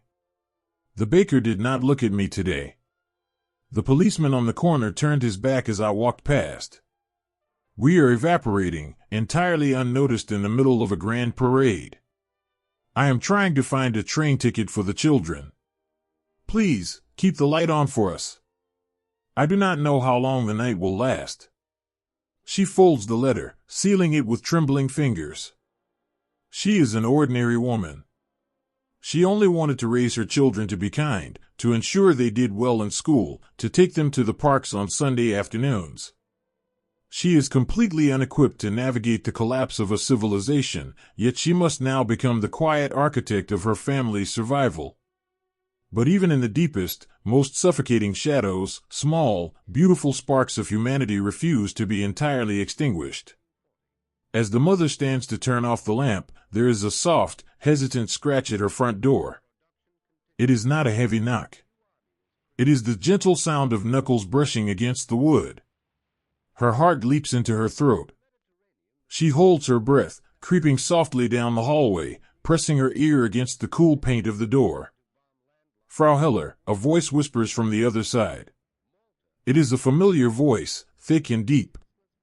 She slowly turns the lock, opening the door just a fraction of an inch. Standing in the dim hallway is Herr Weber, the elderly man who lives in the apartment below. He is a quiet man, a retired watchmaker who usually keeps to himself. He looks nervously over his shoulder, down the dark stairwell, before looking back at her. He does not say a word about the parade. He does not mention the flags hanging from the balconies or the shouting in the squares. He simply reaches into the deep pocket of his worn cardigan and pulls out a small, heavy envelope. He presses it gently through the crack in the door, into her shaking hands. "There is a cousin of mine," he whispers, his voice trembling slightly. "He works the night freight trains heading west. Tell him Johannes sent you. And there are a few coins in here. It is not much, but it will buy milk for the little ones." The mother looks at the envelope, and then up into the kind, tired eyes of the watchmaker. The tears she had been fighting all evening finally break free. She reaches through the narrow opening and catches his rough, warm hand, squeezing it with a desperate, profound gratitude. "Thank you," she breathes, the words barely making a sound. "Thank you." Herr Weber gives her a small, sad nod. "We must not forget who we are," he whispers gently. "No matter how loud they shout. Safe journey, my dear." He turns and walks softly back down the stairs, his footsteps fading into the shadows. He has risked his own safety, his own quiet life, for a simple, beautiful act of grace. In a world that was rapidly falling into madness, he chose to remain human. It is these small, hidden moments of quiet heroism that hold the fragile fabric of the world together when the seams begin to tear. The night finally deepens over the city. The great parades have ended. The brass bands have put away their instruments, and the crowds have dispersed, returning to their beds with the lingering, dizzying hangover of their own enthusiasm. Out in the grand plazas, the street sweepers are quietly at work. Their long birch brooms make a soft, rhythmic shushing sound against the cobblestones. They are sweeping away the bruised and broken spring flowers, pushing the crushed petals into the gutters. The scent of lilac still hangs faintly in the cool air, masking the metallic smell of the heavy machinery parked in the squares. The city is sleeping, but it will never wake up as the same place again. The gentle, rolling rhythm has been lost forever, replaced by the terrifying, inevitable momentum of a darker time. But behind the heavy oak doors, in the quiet, darkened rooms, the ordinary people are doing what they must to survive the night. The old cellist closes his eyes in his armchair, dreaming of a melody that no one else can hear. The mother gently clicks her suitcase shut, holding her children close as they sleep, holding onto the small envelope that represents her only hope. Let us leave them now to their quiet rest. The echoes of the day are finally fading into the dark. Breathe in the cool night air, and let the stillness wrap around you like a heavy, comforting blanket. Tomorrow will bring its own profound challenges, but for this one, suspended moment, there is only peace. Sleep well, and listen to the soft, rhythmic sweeping of the brooms, a gentle lullaby for a world that has just been irrevocably changed. There is a fragile, golden stillness that settles over the world just before the first frost bites the earth. It is autumn, the season of letting go. The great forests and city parks of Europe have turned into breathtaking canvases of amber, copper, and pale yellow. The air is crisp, carrying the scent of wood smoke and roasted chestnuts, and the afternoon light takes on a soft, honeyed quality that makes the old stone buildings glow. In ordinary times, this is a season of harvest and quiet preparation, a time when families pull their heavy woolen blankets from the cedar chests and gather closer around the hearth. But this particular autumn is different. Beneath the breathtaking beauty of the falling leaves, a quiet, suffocating terror has gripped the hearts of millions. The memory of the last great war is not a chapter in a history book. It is a living, breathing ghost that still walks through every village and sits at every dinner table. The mothers and fathers who are now watching the autumn leaves drift across the pavement remember all too well the mud, the endless casualty lists, and the hollow eyes of the boys who returned. And now, horrifyingly, the sky seems to be darkening once again. Imagine a mother standing in a small, tidy kitchen in a grand, ancient city. The afternoon sun streams through the window pane, illuminating dust motes dancing in the air. On her wooden table sits a basket of freshly picked apples, their red skins polished and bright. But right beside them lies something entirely foreign, something heavy and dark. It is a small, rubber gas mask, issued by the city that morning. She reaches out and touches the stiff canvas strap, her fingers trembling slightly. The harsh, chemical smell of the rubber mixes terribly with the sweet scent of the apples. She looks out her window and sees her neighbor, an elderly man who usually spends his afternoons tending his prize-winning dahlias, quietly digging a deep trench in the center of the communal green. The contrast is almost too much to bear. The world is putting on its most beautiful, golden display, while the people are solemnly, silently preparing to bury themselves in the earth. She sits down at the kitchen table, pulling a piece of pale blue stationery toward her. She writes to her sister in the countryside. "My dearest," she writes, her pen moving slowly, "the trees in the park have never looked so beautiful, but I cannot bear to look at them. Every time a leaf falls, I feel as though a second is ticking away on a great, invisible clock.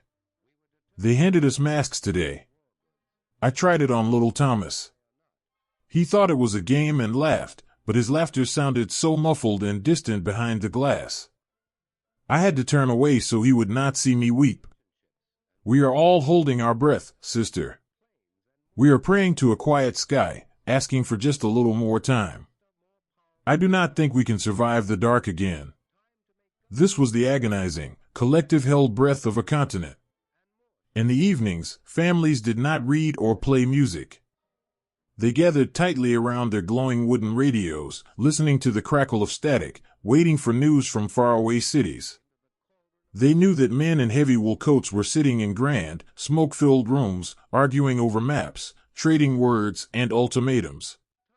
The fate of millions of sleeping children hung entirely on the conversations of a few men sitting in velvet chairs. Every ring of the telephone, every shout of a paperboy on the street corner, sent a jolt of pure ice through the veins of the people. Picture an old postman walking his route on a cool, misty morning. His leather bag is heavy against his hip. As he walks up the familiar stone steps of his neighborhood, his boots crunch softly on the fallen leaves. 20 years ago, he walked these exact same streets, carrying black-edged telegrams that shattered the worlds of the people he had known his whole life. He remembers the sound of the weeping behind the closed doors. As he slips ordinary letters through the brass slots today, he silently prays to whatever angels are listening. He asks them to spare his tired legs from ever having to carry those terrible messages again. He just wants to deliver birthday cards and love letters. He just wants the world to be still. And then, as if the angels had finally leaned down and listened, the news broke over the crackling airwaves.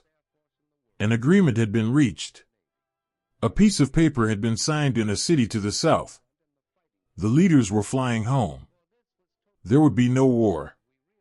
The words washed over the frightened cities like a warm, miraculous rain. It is nearly impossible to describe the sheer, intoxicating magnitude of the relief that flooded the streets. It was not a victory of conquest, it was the victory of a mother who realizes she does not have to send her son into the fire. It was the deep, sobbing exhale of a father who knows he can watch his daughter grow up. When the mother in the kitchen hears the voice on the radio declare that there will be peace, she drops her dish towel. She covers her face with her hands and weeps, her shoulders shaking with the release of weeks of unbearable tension. She walks over to the kitchen table, picks up the dark, heavy rubber mask, and pushes it to the very back of the highest cupboard, hiding it behind the winter preserves. She runs out her front door, into the crisp autumn air. The streets are filling with people. The old man has dropped his shovel in the unfinished trench and is laughing, shaking hands with the baker and the milkman. Church bells, which had been silent and waiting to toll an alarm, suddenly begin to ring out in a joyous, chaotic chorus. Strangers embrace each other on the corners. The sheer relief is a physical weight lifted from the chests of millions. For a few glorious, golden days, the people truly believed that the nightmare had been banished. They believed the piece of paper fluttering in the wind was a magical shield that would protect their quiet lives forever. But history is a tapestry of profound light and devastating shadow. And to truly understand this moment, we must softly turn our gaze away from the cheering crowds and the ringing bells. We must travel eastward, to the rolling hills and the quiet border towns that were the price of this beautiful peace. Here, the autumn leaves are also falling, but there is no joy in the streets. The peace that brought such weeping relief to the grand capitals of the West was bought by trading away the homes of others. The lines on the map had been redrawn, and the people living within those lines were suddenly, quietly told that they no longer belonged to their own country. Imagine a young schoolteacher in a small mountain village. The air outside her classroom window is biting and cold. The radio on her desk has just broadcast the same news that made the western cities cheer, but in this quiet room, the words land like heavy stones. Her students, children of farmers and shopkeepers, sit at their wooden desks, looking at her with wide, confused eyes. She walks slowly to the front of the room, to the large, colorful map of her country pinned to the chalkboard. With trembling fingers, she reaches up and gently pulls the thumbtacks from the corners. She takes the map down, folding the heavy paper carefully, smoothing the creases with her palm. She tries to hold her tears back, wanting to be brave for the children, but her heart is entirely broken. Her homeland has been given away in the name of a peace she will not get to share. Later that evening, the village is filled with the soft, heartbreaking sounds of hasty departures. Wooden carts are loaded with whatever can be carried, folded quilts, a few cooking pots, a treasured clock. Families are leaving the houses their grandfathers built, walking away into the cold autumn night, carrying lanterns that bob gently in the dark like fragile, wandering stars. They do not hate the people who cheered for the peace. They understand the terror of war. But they carry the quiet, profound sorrow of those who have been sacrificed to keep the storm at bay for just a little while longer. This is the bittersweet tragedy of the autumn promise. It was a peace built on an illusion, a beautiful, delicate house of glass resting on a foundation of shifting sand. The people of Europe so desperately wanted to believe in it. They were so deeply tired, so fiercely in love with their quiet, ordinary lives, that they chose to trust a piece of paper signed by men who had no intention of keeping their word. Who could blame them for wanting to believe? When you are standing in the freezing wind, and someone offers you a cloak, you do not ask if the threads are woven from truth or lies. You wrap it around your shoulders and you simply close your eyes, grateful for the fleeting warmth. The autumn wears on. The golden leaves eventually turn brown and fragile, swept away by the chilling winds of November. The trees stand bare, their branches reaching up like dark, silent fingers against the gray sky. The trenches in the parks are slowly filled back in, and the gas masks gather dust in the dark cupboards. For a few short months, the world is granted a beautiful, tragic lullaby. The families sit by their fires, they roast their chestnuts, and they watch the snow begin to gently fall. They have been promised peace, and for this one, quiet winter, they will allow themselves to rest. Breathe in the stillness of this fleeting moment. Let the sound of the ringing bells echo softly in your mind, fading slowly into the quiet night. The promise in the autumn was only a whisper, a temporary pause in a grand, dark symphony. But for tonight, the people are sleeping soundly.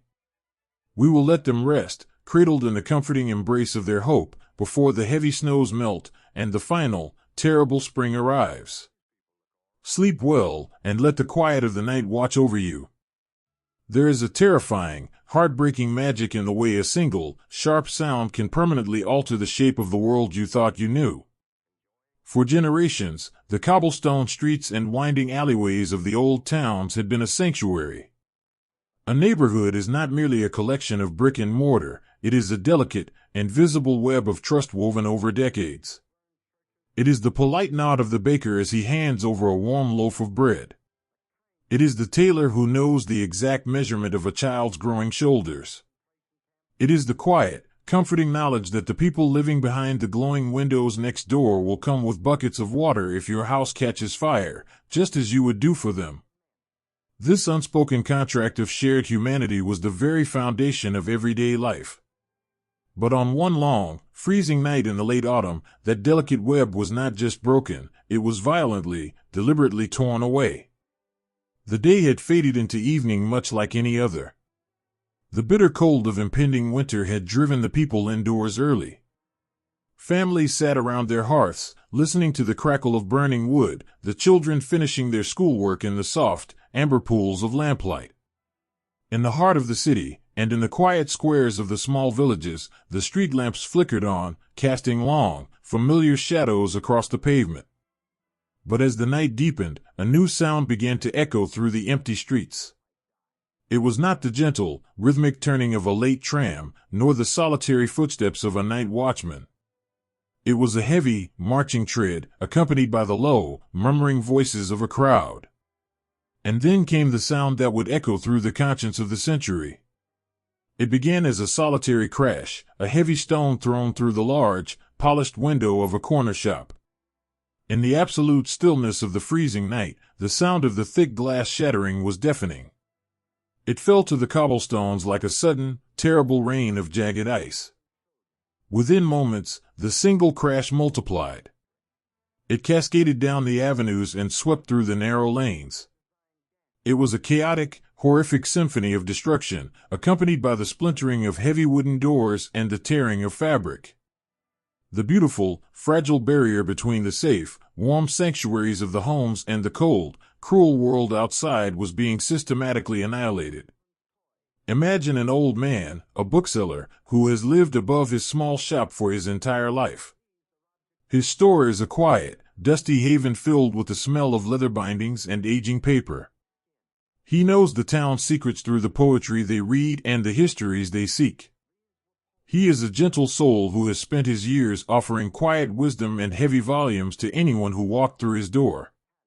When the first stone comes crashing through his front window, he is sitting in his armchair, reading by the light of a single candle. The sudden, violent explosion of glass sends a freezing gust of wind roaring into his parlor, extinguishing the flame and plunging him into darkness. He feels a sharp sting on his cheek where a tiny sliver of crystal has grazed him. He slowly stands, his old knees trembling, and walks to the top of the wooden stairs. He looks down into his beloved shop. The moonlight is pouring through the ruined window frame, illuminating a scene of absolute devastation. The heavy wooden shelves have been pushed over. His beautiful books, the quiet companions of his long life, are being trampled under heavy boots, their pages torn and fluttering in the freezing wind like wounded birds. But the true, world-ending heartbreak does not come from the destruction of his property. It comes when he steps halfway down the stairs and looks at the faces of the men in the street. They are not foreign invaders. They are not strangers from a distant, enemy land. They are the young men who grew up playing marbles on his corner. One of them, holding a heavy iron bar, is the son of the butcher who sells him his Sunday roast. Another, laughing as he kicks a pile of torn pages into the gutter, is a boy to whom the bookseller once gifted a volume of fairy tales because the child's family was too poor to buy it. The old man grips the wooden banister, feeling as though the floor has simply dropped out from beneath the universe. The mask of civility had completely slipped away, revealing a terrifying, unfamiliar landscape. The hatred had not been imported, it had been quietly, patiently cultivated in the soil of his own neighborhood. He turns away, walking back up into his freezing, darkened apartment, sitting on the edge of his bed with his face buried in his trembling hands. He mourns not for his books, but for the soul of the town he loved so dearly. While the glass fell in the streets, another, deeper tragedy was unfolding behind the locked doors and drawn curtains of the houses across the way. Picture a young mother and father huddled together in their dark living room. They have pulled their children out of their beds and made them lie on the floor in the hallway, away from the windows. The mother holds her hands tightly over her youngest daughter's ears, desperately trying to block out the sound of the shouting and the breaking wood. They are safe. Their home is not being targeted.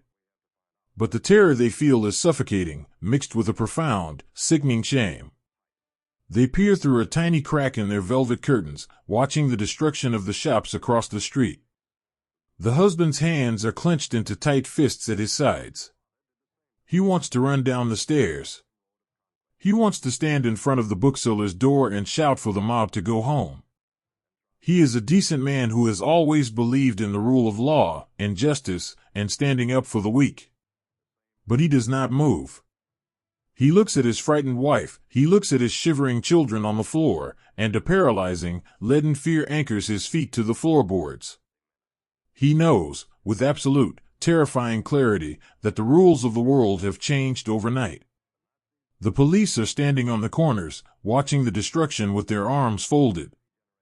The state itself has handed a match to the mob. If he steps out that door, he will not be a hero, he will simply be the next victim, and his children will be left alone in a world that has gone completely mad. And so, he remains silent. He closes the curtain, plunging the room back into darkness. He sits on the floor next to his family, wrapping his arms around them. He feels a piece of his own soul quietly break away and dissolve into the night. He will carry the heavy, silent guilt of this paralysis for the rest of his life. This was the quiet, invisible victory of the terror. It did not just destroy the storefronts, it destroyed the courage of the good people. It isolated every family, turning their homes into tiny, frightened islands. When a society is forced to watch innocent neighbors be torn from their lives, and is forced by terror to do absolutely nothing to stop it, the bonds of empathy are irreparably severed. In the long, dark hours before the dawn, as the shouting finally died down and the mob dispersed, a heavy, unnatural silence fell over the streets. It was the silence of a graveyard. The wind howled through the shattered windows, carrying the smell of smoke, cold ash, and burned paper. In her mind, sitting in the dark, the young mother composes a letter she knows she will never be brave enough to mail. "My dearest friend," she whispers to the empty room. "The sun will rise tomorrow, but it will shine on a completely different earth. The monsters did not come from the dark forests we were warned about as children. They grew up in our own gardens. They sat at our school desks. I watched the world end tonight, not with the falling of bombs, but with the sound of our neighbors laughing as they broke the glass. I am so terribly cold. I do not know how we will ever look each other in the eye again when the morning comes." When the morning finally did come, the sky was a pale, bruised gray. The extent of the horror was laid bare in the cold daylight. The cobblestones were carpeted in a thick layer of glittering, broken glass. It caught the weak morning light, sparkling like a cruel, unnatural frost. The people stepped out of their homes with their heads bowed, their collars turned up against the wind. No one spoke. The silence was absolute, heavier than iron. They walked past the ruined storefronts, past the burned-out shells of community halls, carefully averting their eyes. The profound embarrassment, the deep, collective shame of a civilized people who had allowed barbarism to walk freely through their streets, hung in the air like a thick fog.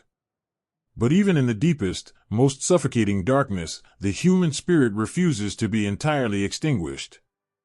Even when grand heroics are impossible, small, quiet acts of defiance take root like fragile green shoots in a ruined landscape. Down the street from the ruined bookshop, an elderly woman stepped out of her front door. She was a widow, a woman of few words, known only for her meticulous garden and her quiet ways. She held a long, stiff-bristled broom in her hands. She walked slowly down the pavement, her boots crunching softly on the glass. She did not look at the policemen standing on the corner. She did not look at the neighbors peering nervously from their windows. She simply walked to the front of the old bookseller's shop. The old man was already there, kneeling on the cold stones with his bare hands, trying desperately to gather the torn pages of his ruined life's work, his tears falling silently onto the dirt. The widow stopped beside him. She did not offer a grand speech about justice. She did not weep loudly. She simply set the bristles of her broom against the cobblestones and began to sweep. Shhh, shhh. The rhythmic sound of the straw pushing the broken glass into a neat pile was the only sound in the street. She swept the pavement, clearing a small, safe space for the old man to kneel. She reached down, picked up a single, unbroken leather-bound book from the gutter, wiped the freezing mud from its cover with the hem of her apron, and gently placed it into the old man's trembling hands. He looked up at her, his eyes wide with a profound, sorrowful gratitude. She gave him a tiny, almost imperceptible nod. It was a microscopic gesture, a fleeting moment of grace in an ocean of cruelty. But in that small, quiet act of sweeping, she was loudly declaring that she had not surrendered her humanity. She was telling him, without a single word, that he was still a human being, that he was still sane, and that he was still loved. These were the fractured, hidden moments of light in the long descent. There were neighbors who quietly slipped a loaf of warm bread through a back window under the cover of darkness. There were clerks who intentionally lost paperwork to buy a hunted family a few more days of time. There were ordinary people who opened their cellar doors in the dead of night, offering a damp, cold hiding place that felt like the warmest sanctuary on earth. But these quiet heroes were fighting a tide that had already turned. The shattering of the glass was a terrible, necessary prerequisite for the grand tragedy that was to come.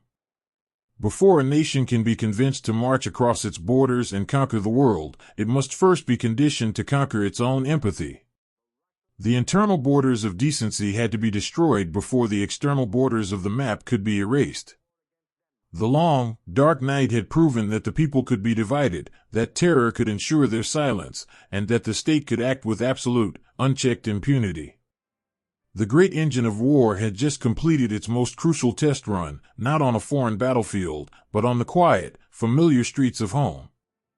As the sun sets once again on the ruined street, the cold wind picks up, whistling mournfully through the boarded-up windows and the empty frames.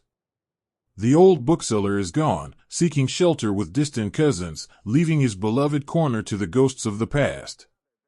The young family sits in their parlor, the curtains tightly drawn, listening to the wind and wondering how long the winter will last. Let the quiet of the night settle around you now. Breathe in the stillness, and let the heavy sorrow of this chapter slowly fade into the distance. The world has changed forever, and the path ahead is dark, but in this small, suspended moment, you are safe. Rest your weary heart, close your eyes, and listen to the gentle, rhythmic sound of a broom sweeping against the stones, a soft, enduring lullaby of quiet resilience against the fading light. There is a terrible, quiet magic in the way a few drops of dark ink can instantly change the shape of the entire world. If you were to walk down the grand, sweeping corridors of the state buildings in the capital, far away from the windswept fields and the cobbled village squares, you would eventually come to a set of heavy, carved oak doors. Behind these doors, the air is thick and warm, smelling pleasantly of beeswax, polished leather, and the sweet, curling smoke of expensive pipe tobacco. The room is softly lit by magnificent crystal chandeliers that cast a warm, golden glow over the long wooden tables. It is a quiet room. The men who sit in the high-backed velvet chairs do not shout. They are perfectly tailored, polite, and civilized. They sip hot coffee from delicate porcelain cups, and they speak in low, measured tones. They are discussing the fate of the continent, but they do so with the calm, detached precision of men playing a long, thoughtful game of chess on a Sunday afternoon. Spread out before them, covering the expanse of the heavy table, is a beautiful, enormous map. It is printed on thick, creamy paper, colored in soft pastel shades of green, yellow, and pale blue. To the men in this room, the map is an abstract puzzle. The blue ribbons are not rushing rivers where children swim in the summer, they are natural boundaries. The green shaded areas are not ancient, whispering forests where families forage for mushrooms in the autumn, they are timber reserves. The tiny black dots are not bustling towns filled with bakeries, schoolhouses, and beating hearts, they are strategic junctions. These men are completely, painfully insulated from the reality of the earth they are rearranging. They are trying to balance a terrifying equation, trying to appease a growing hunger in the east by feeding it pieces of the map, hoping that if they draw the lines just right, the great, looming storm will simply pass them by. Imagine a silver fountain pen, its gold nib gleaming in the chandelier light. It is dipped into a glass well of dark red ink. An older diplomat, a man with tired eyes who truly believes he is saving the world from fire, presses the pen to the heavy paper. With a slow, steady motion, he draws a new line across a valley. He lifts the pen. A junior clerk steps forward, gently pressing a piece of soft blotting paper over the wet ink to dry it. In the span of a single breath, the line is made permanent. The men nod, shake hands, and reach for their coats. They have traded a province for a promise. They will go home to their warm beds, believing they have engineered a quiet peace. But let us leave this grand, smoke-filled room. Let us travel down through the dark, following that red line off the paper and onto the living, breathing earth. Hundreds of miles away, in a deep, mist-covered valley, the morning sun is just beginning to rise over the pine trees. It is a village that has existed for centuries, a place where the stones of the houses have been smoothed by generations of rain and wind. Through the very center of this village runs a small, gentle creek, spanned by an old, humped stone bridge. For as long as anyone can remember, the bridge has simply been a place to cross. It is where young couples lean against the mossy stones to talk in the twilight, where old men cast fishing lines into the slow-moving water, where children race from the bakery on one side to the schoolhouse on the other. But this morning, the air in the village feels strange. A heavy, unnatural silence has fallen over the valley. An old farmer, a man whose hands are as rough and withered as the bark of an oak tree, walks down the dirt path toward the bridge. He is leading his two heavy draft horses, intending to take them to the grazing meadow on the opposite side of the creek, just as he has done every single morning of his long life. But as he approaches the water, he stops. His horses toss their heavy heads, their breath pluming in the crisp air. Standing in the exact center of the stone bridge are two young men in crisp, unfamiliar uniforms. They are holding rifles. Across the beautiful, worn stones of the bridge, someone has unrolled a long, ugly coil of barbed wire. The farmer does not understand. He looks at the young guards, and they look back at him. They are boys from a neighboring city, looking uncomfortable and terribly cold in the morning mist. "You cannot cross, Granddad," one of the boys says, his voice soft, almost apologetic. "The border is closed." The farmer blinks, looking past the wire at his own meadow, just 50 feet away. The grass is swaying gently in the breeze. He can see the familiar oak tree where he usually sits to eat his lunch. "But that is my land," he says, his voice a low, confused rumble. "My father planted that tree. My cows are waiting on the other side." The young guard swallows hard, looking down at his polished boots. "I am sorry," he whispers. "The line has been drawn. That side belongs to them now. You are on this side." This is the agonizing, invisible violence of the diplomat's pen. The red ink did not bleed on the paper, but it sliced straight through the heart of the valley. The old farmer stands there for a long time, the rough rope of the halters loose in his hands. He is a man who understands the laws of nature, the changing of the seasons, the cycles of rain and drought. But he cannot comprehend the arbitrary, cruel laws of men who live in palaces. He turns his horses around and walks slowly back up the path, his shoulders slumped, leaving a piece of his own soul on the other side of the wire. As the days turn into weeks, the new, invisible wall settles heavily over the village. The town is split in two. The baker, whose ovens are on the west side, can no longer send fresh bread to his elderly mother, who lives in a small cottage on the east side. The children on the east can no longer attend the schoolhouse on the west. The people walk down to the banks of the creek and simply stare across the shallow water at their friends, their cousins, their neighbors. They are standing on the same earth, breathing the same pine-scented air, but they have been told they are now strangers. Let us look back at the Capitol, to the grand building where the lines were drawn. It is late at night. The long wooden tables are empty, the maps rolled away in heavy leather tubes. But in a small, dimly lit alcove down the hall, the junior clerk who held the blotting paper is still awake. He is sitting at a small desk, the soft yellow light of a brass lamp illuminating his tired face. He is a young man, a poet at heart, who took a job in the government to support his new wife. He pulls a sheet of plain paper toward him and dips his own pen into the ink. He writes a letter to his wife, who is sleeping in their small apartment across the city. "My darling," he writes, his handwriting small and cramped. "I cannot sleep tonight. My hands feel terribly unclean. Today, I watched 5 men drink coffee and casually erase the homes of thousands of people before the hour was up. They spoke of mountains and rivers as if they were simply pieces of furniture to be rearranged in a drawing room. They think they are building a dam to hold back the flood. But I looked at the red ink sinking into the paper, and all I could think of were the people who live in those valleys. We are drawing lines through their kitchens, through their gardens, through their very lives. I feel like a ghost, haunting a room where the fates of the living are traded for whispers. Please, hold me tightly when I come home. Remind me that the world is still real." He folds the letter, resting his forehead against the cool wood of the desk. He carries the immense, quiet guilt of a man who sees the tragedy unfolding but is utterly powerless to stop the machinery of the state. But even in the face of this overwhelming, mechanical cruelty, the human heart finds quiet, beautiful ways to rebel. The people in the divided village do not have armies. They do not have influence or grand treaties. But they have love, and love does not recognize the arbitrary lines drawn by men who have never touched the soil. Imagine a cold, moonless night in the valley. The creek runs black and silent. On the stone bridge, a local policeman has been assigned to stand watch. He is an older man, a man who has lived in this valley his entire life. He knows every family, every dog, every hidden path through the woods.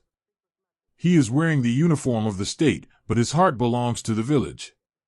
He stands by the barbed wire, stamping his feet against the cold, his breath pluming in the dark. He hears a soft rustling in the bushes on the eastern bank. He does not raise his rifle. He does not shout a warning. Instead, he turns his back to the creek. He walks very deliberately to the far end of the bridge, pulling a silver pocket watch from his coat and steadying it in the dim moonlight, making a great show of being entirely occupied. From the shadows of the eastern bank, a young woman emerges. She steps carefully onto the wet stones of the creek bed, the freezing water rushing over her leather boots. She is carrying a heavy wicker basket. On the western bank, a young man steps out from behind an oak tree. He wades into the water to meet her. They are siblings, separated by the red ink of the diplomats. They meet in the middle of the dark, rushing water. They do not speak, the night is too quiet, and voices carry. The sister simply throws her arms around her brother's neck, holding him fiercely for one long, desperate moment. She presses the wicker basket into his hands.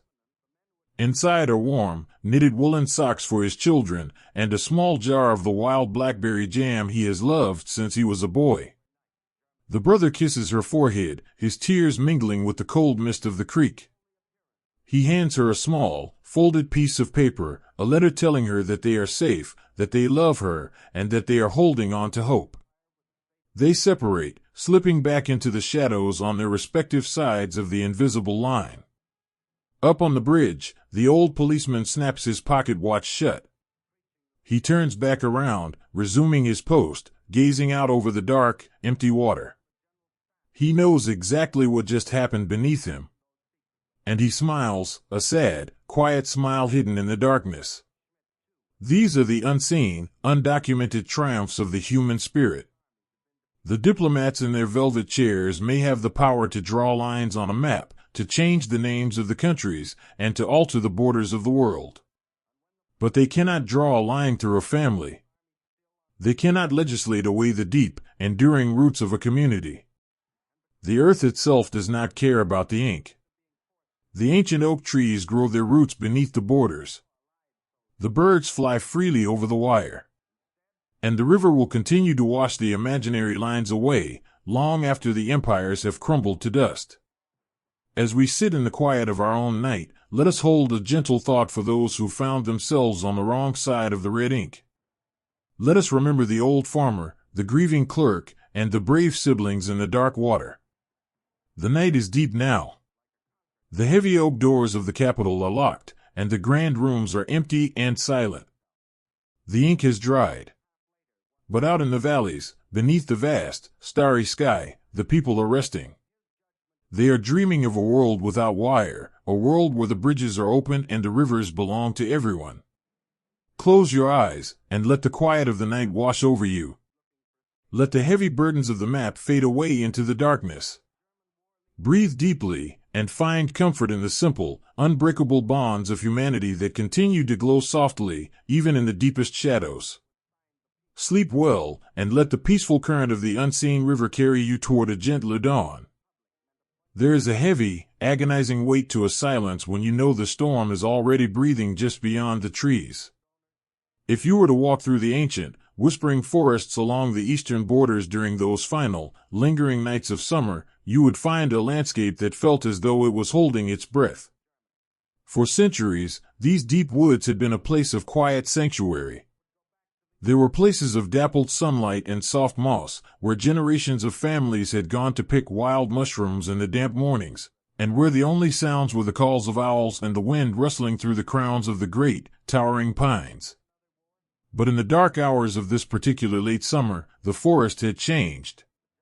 The ancient, familiar trees had become a curtain, hiding a terrifying, mechanical ghost. Imagine standing in the cool, mist-shrouded dark. The air smells of pine needles and wet earth. But beneath the smell of the forest, there is a faint, unnatural scent carrying on the breeze, the sharp, acrid odor of diesel fuel and hot grease. And then, there's the sound. It is not a loud noise. It is a low, ceaseless, vibrating hum, a deep rumble that you do not just hear with your ears, but feel trembling softly through the soles of your boots. It is the sound of thousands of heavy engines idling in the dark, just a few miles away, waiting in the shadows.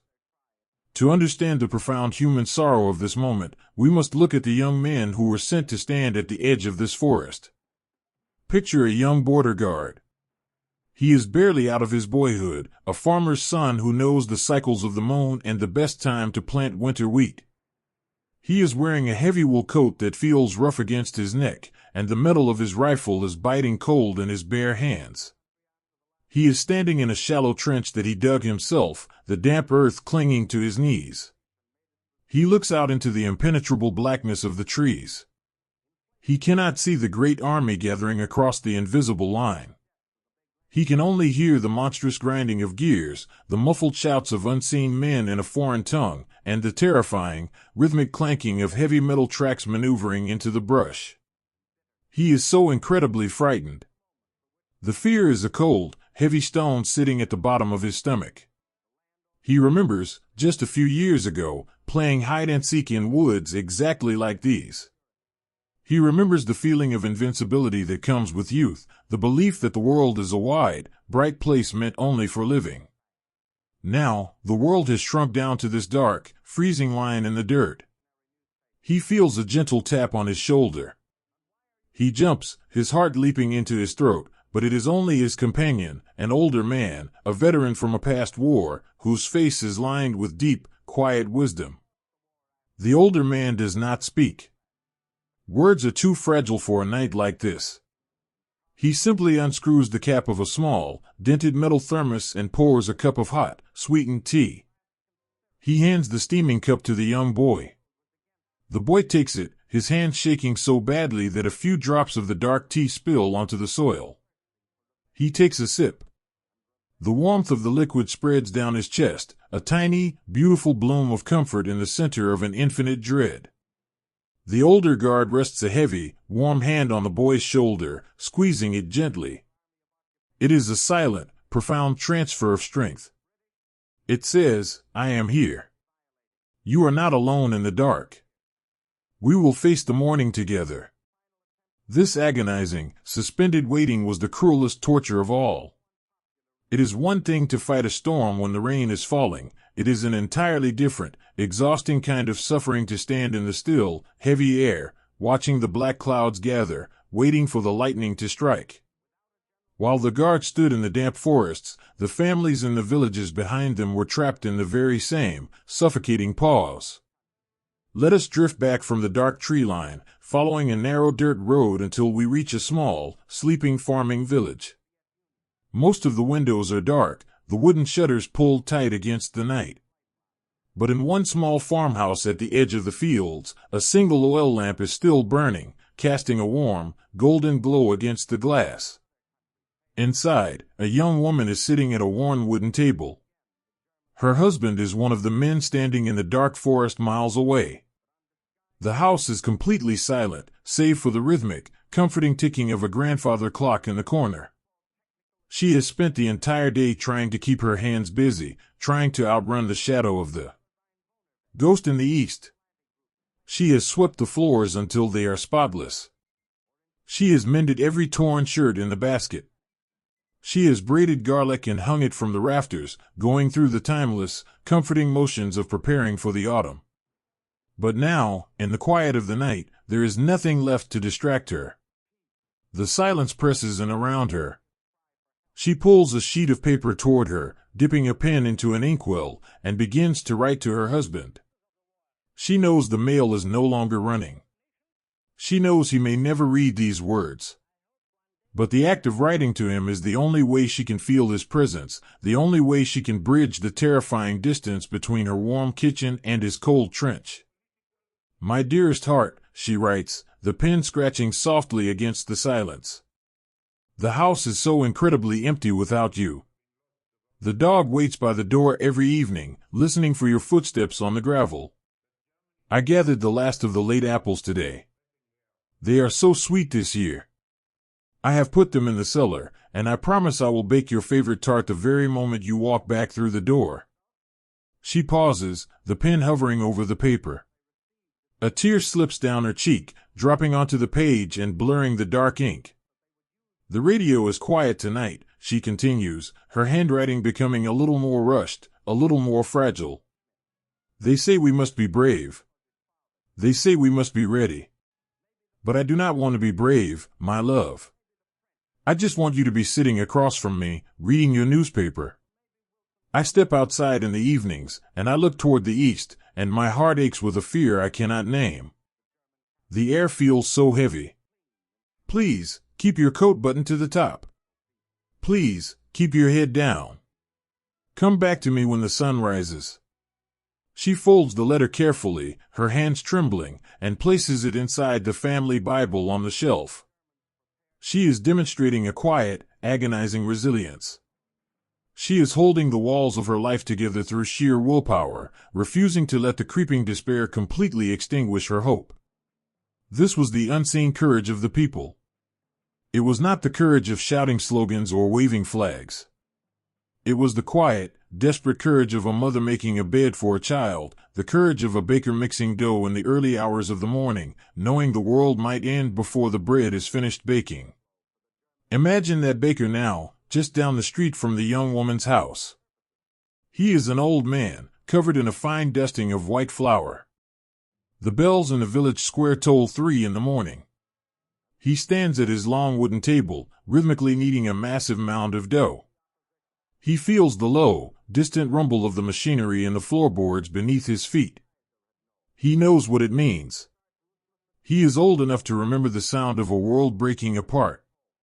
But he does not stop. He presses his hands into the soft, yielding dough, folding it, turning it, repeating the ancient, life-giving motions of his trade. He thinks to himself, as long as there are people in this village, they will need to eat. As long as there is flour in the bins, I will make the bread. I will not let the dark stop the morning. It is a beautiful, deeply moving act of everyday defiance. By simply refusing to abandon the ordinary rituals of life, by continuing to nurture and feed his neighbors, the baker is fighting back against the terrifying, mechanical monster waiting in the woods. He is declaring that humanity, with all its soft, fragile beauty, will persist in the face of the cold, unfeeling steel. But despite these beautiful moments of quiet strength, the dread along the border was a living, breathing entity.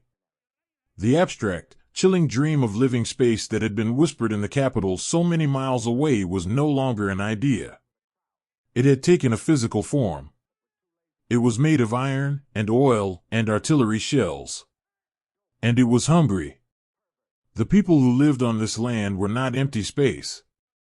There were the farmer who loved his horses. There were the young woman writing letters in the dark. There were the baker making his bread, and the young boy trembling in the trench. They were entirely innocent, caught in the devastating path of a machine that simply did not see them as human beings. As the long night drags on, the mist in the forest begins to thicken, wrapping the trees in a soft, white blanket. The young guard finishes his tea. He hands the empty thermos cup back to his older friend with a silent, grateful nod. He turns his face back toward the east. The rumble of the engines has grown just a fraction louder. The ground is vibrating with a terrible, inevitable momentum. He takes a deep breath of the cold, damp air. He closes his eyes for just a moment, picturing his mother's kitchen, the smell of wood smoke, the warmth of the fire. He holds on to that memory as tightly as he can, a small, glowing ember of light in the vast, overwhelming dark. Let us leave him there, wrapped in the quiet camaraderie of his friend. Let us step softly away from the border, leaving the cold wind and the rumbling earth behind. We will return to the safety of our own quiet space. The night is deep, and the stars are hidden behind a veil of clouds. But in the quiet farmhouses, the people are finally sleeping, finding brief, merciful refuge in their dreams. Let their quiet resilience be a soothing balm to your weary heart. Breathe in the stillness of the night. The storm will break when it must, but for this one, suspended moment, the world is holding its breath in peace. Let the silence wrap around you like a heavy, comforting blanket, and rest. Sleep well, and let the gentle dark carry you toward the dawn. There is a profound, trembling intimacy in the way a pen meets paper when you know it might be for the very last time in the light. It is the very end of August. The suffocating heat of the summer has finally begun to break, leaving behind a cool, fragile twilight that settles softly over the rooftops of the continent. The sky is painted in deep, bruised shades of violet and indigo, and the first evening stars are just beginning to pierce through the gathering dusk. In the quiet parks, the leaves are thinking of turning, rustling with a dry, hollow sound in the gentle breeze. It is a beautiful, melancholic time of year, a time usually reserved for gathering the harvest and bringing the heavy sweaters down from the attic. But this evening, the silence is not peaceful. It is the heavy, agonizing stillness of a breath drawn in and held for far too long. The people know. They do not need to read the grand declarations in the morning papers, and they do not need to understand the dark, twisted diplomacy of the men in the faraway capitals. They can feel the storm in their bones. They can see it in the nervous, darting eyes of the grocer, and hear it in the sudden, sharp wail of a distant train whistle cutting through the night.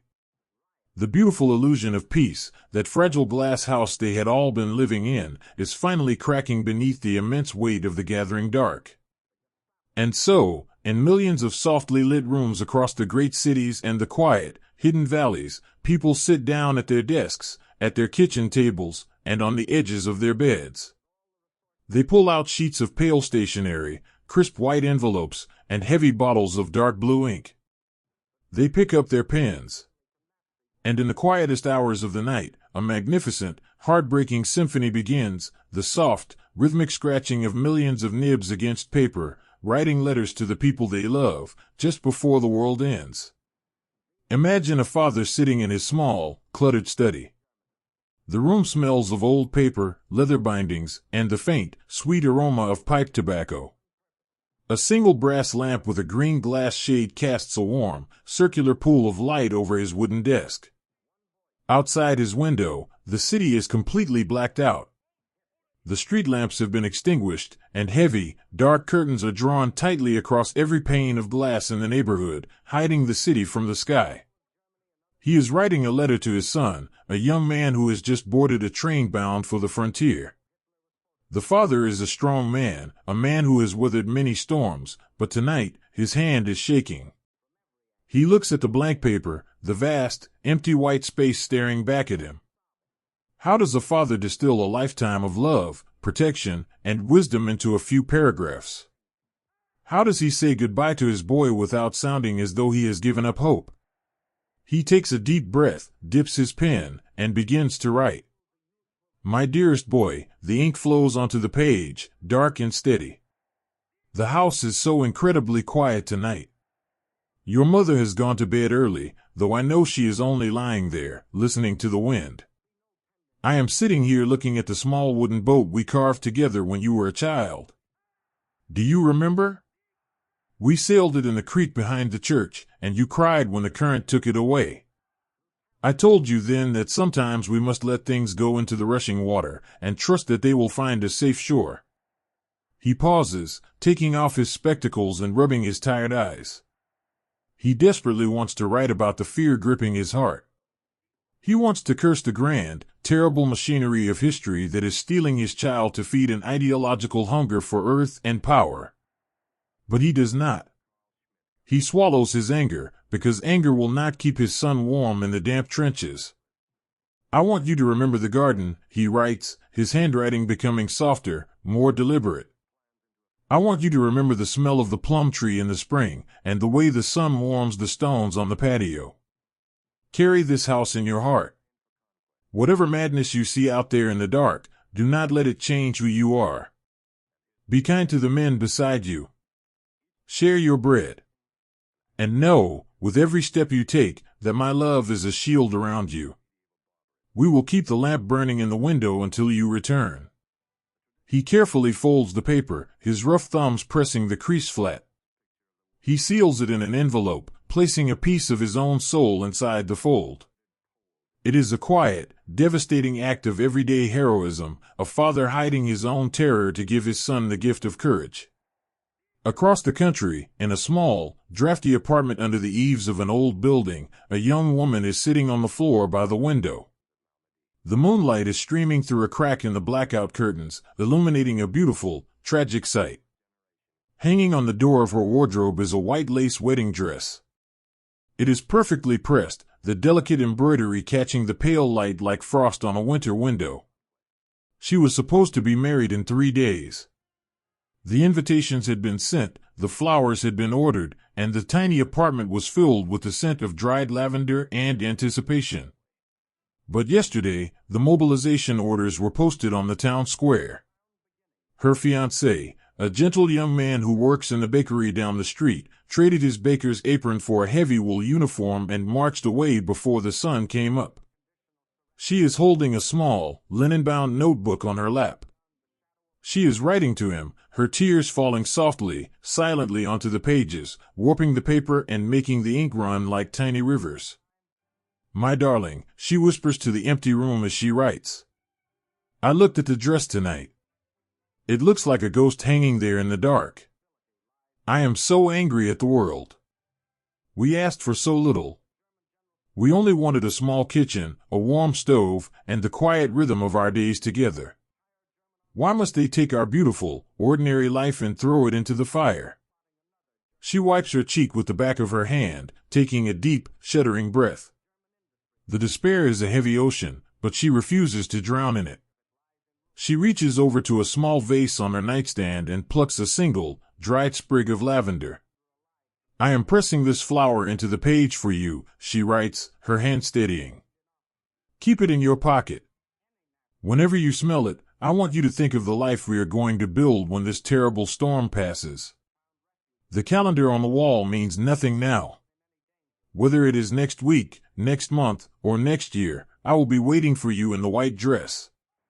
The world may be falling to pieces, but they cannot touch what is between us. That belongs only to us.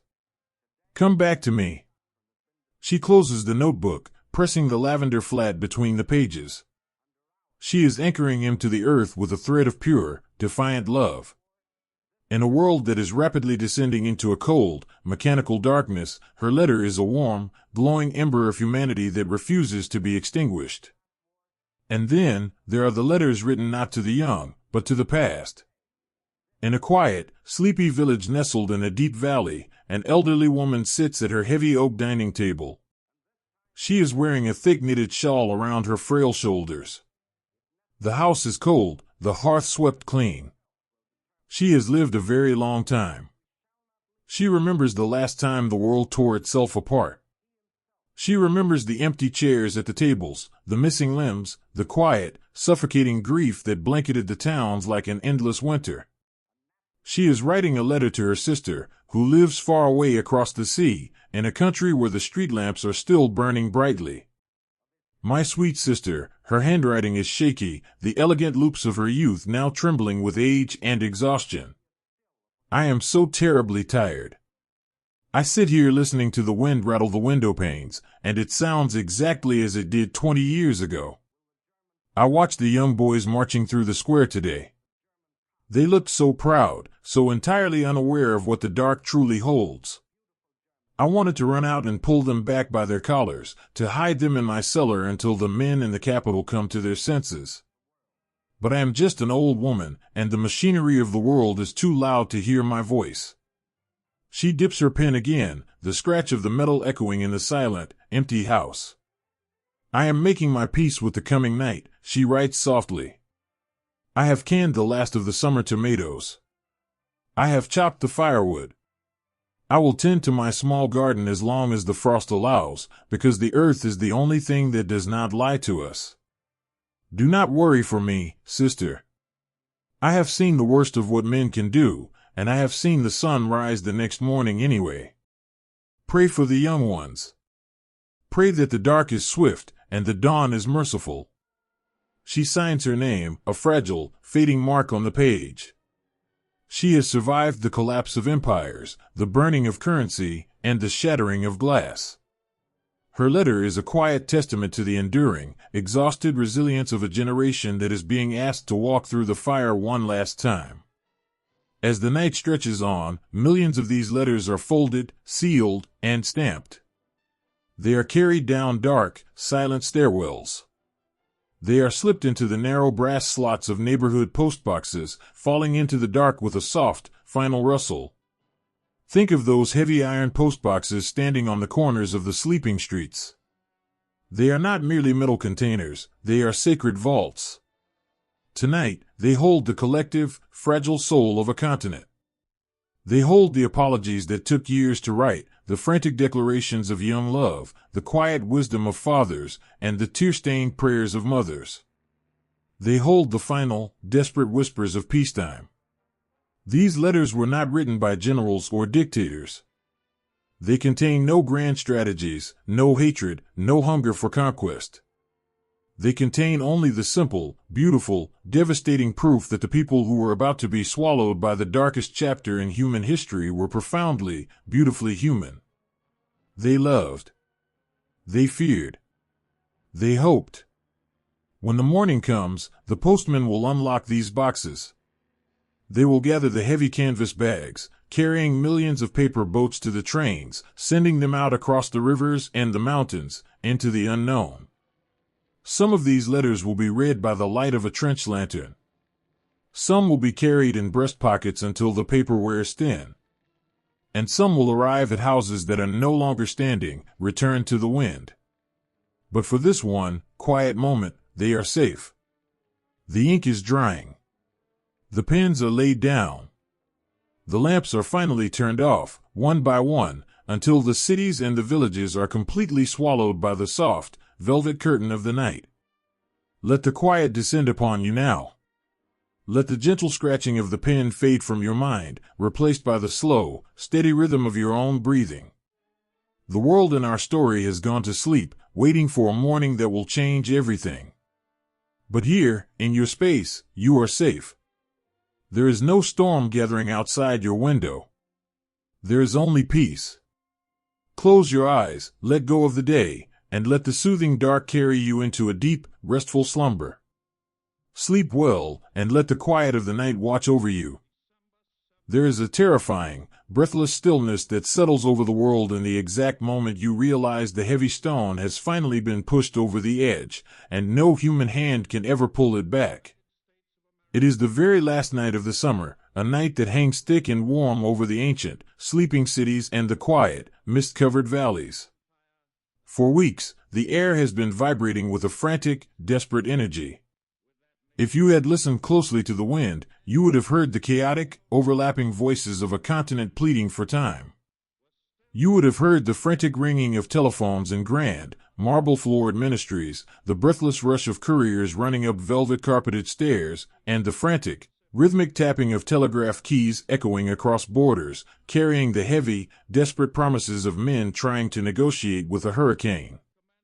But on this final, suffocating night, the wind has completely died down.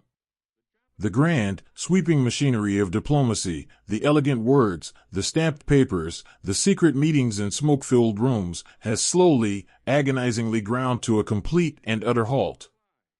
Imagine a young telegraph operator sitting in the damp, dimly lit basement of a government building. For days, he has not slept. He has lived on cold coffee and the adrenaline of a man trying to hold a bridge together with nothing but a wire. His fingers are stained with ink, and his ears ring from the constant, metallic clatter of the brass machine. He has transmitted offers, counteroffers, pleas, and warnings. He has felt the very fate of millions of sleeping families passing through his fingertips in the form of electrical pulses. But tonight, the machine sitting on his wooden desk is perfectly, terrifyingly silent. He sits back in his wooden chair, pulling the heavy leather headphones down to his neck. He looks at the brass key, waiting for it to jump, waiting for the familiar, frantic clicking to resume. He waits for a message from a foreign capital, a sudden breakthrough, a quiet whisper that the men in the high-backed chairs have found a way to stop the clock.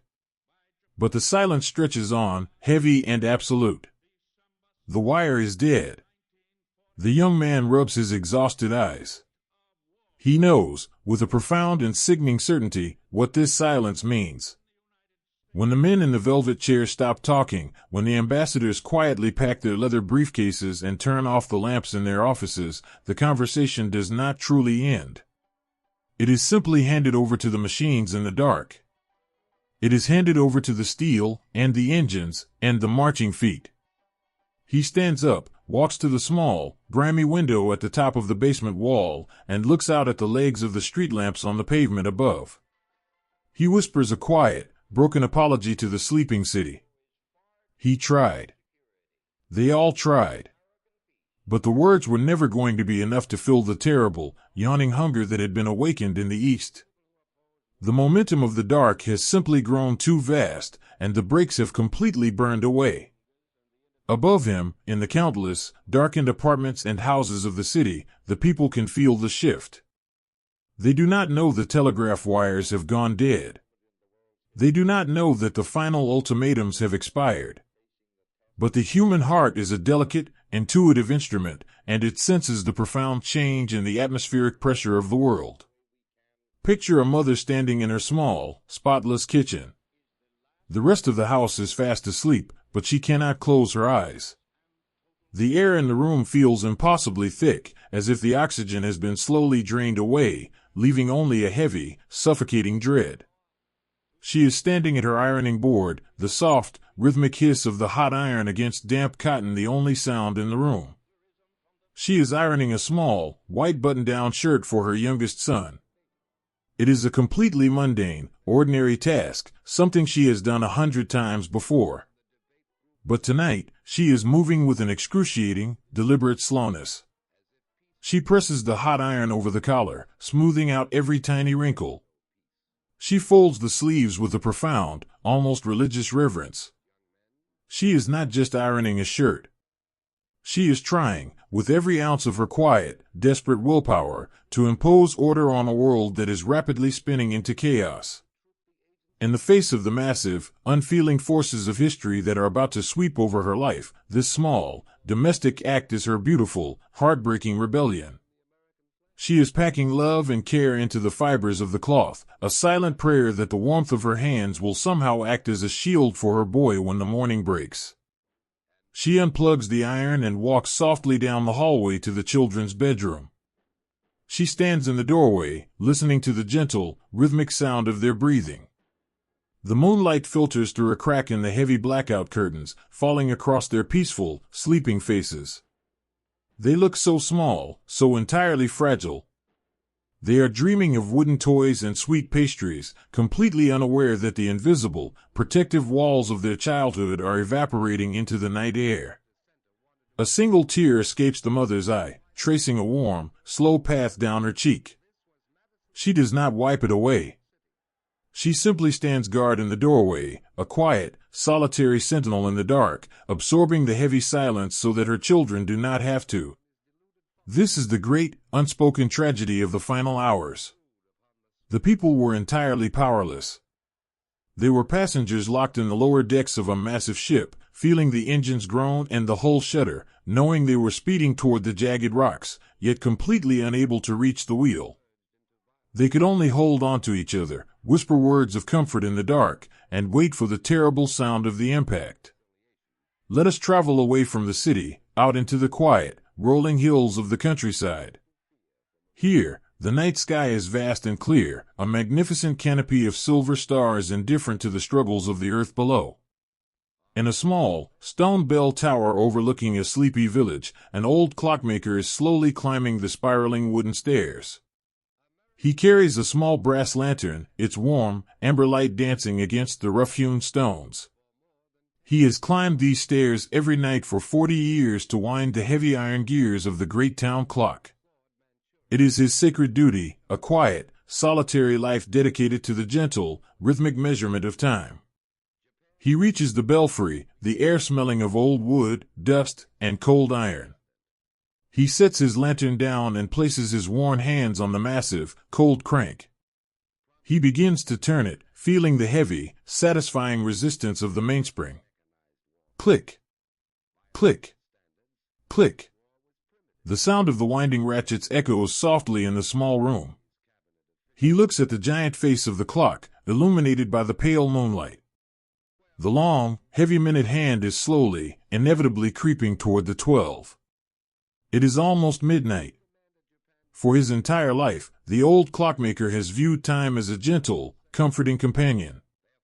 It was the slow turning of the seasons, the peaceful transition from day to night, the quiet accumulation of a life well lived. But tonight, the ticking of his beloved clock feels entirely different. It feels like the heavy, rhythmic beating of a war drum. He thinks of the frightened, paranoid dictator far away in the capital, the man who was so terrified of his own aging biology that he decided to force the hands of the world's clock forward. He thinks of the terrible, desperate rush to claim the earth before the sand ran out of the hourglass. The clockmaker shakes his head, a profound, aching sorrow filling his chest. You cannot rush time without breaking the delicate machinery of the world. You cannot force the winter to become the spring without killing the roots in the soil. The old man steps back, wiping his hands on his heavy woolen apron. He walks to the arched window of the belfry and looks down at the village. The stone cottages are bathed in silver light, their chimneys standing like silent sentinels against the night sky. It is so incredibly peaceful. The only movement is the gentle swaying of the pine trees in the light breeze. He waits. Inside the great wooden cabinet behind him, the heavy iron gears align. The intricate, beautiful mechanism of falling weights and spinning cogs engages. And then, the clock strikes midnight. The first heavy, resonant chime rings out, a deep, beautiful note of pure bronze that shatters the suffocating silence of the valley. Bong! The sound rolls out over the rooftops, drifting down into the sleeping streets, echoing off the stone walls of the bakery and the schoolhouse. Bong! In the city, the young mother sitting by her children's door hears the distant chime of a church clock through her closed window. She closes her eyes and bows her head. Bong! In the dark basement of the ministry, the telegraph operator looks at his silent brass key, listening to the heavy tolling of the clock in the square above him. He knows that the date on the calendar has just changed. The last day of peace has officially slipped away into the shadows of history. Bong! The chimes continue, slow and mournful, ringing out across the continent. They are a beautiful, tragic lullaby for an era that is finally, irrevocably over. The diplomatic stalling is finished.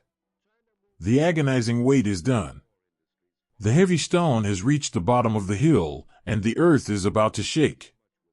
But as the final chime rings out, its resonance slowly fading into the cool night air, the world remains physically still. The sky does not immediately tear open. The stars do not fall from the heavens. There is only the quiet, gentle sound of the wind, and the slow, rhythmic breathing of millions of people asleep in their beds. Let the fading echo of the bell soothe your mind. Let the heavy, suffocating silence of the past dissolve into the peaceful quiet of your own room. The people in our story have crossed the invisible line, and their long, dark journey is about to begin. But you are safe.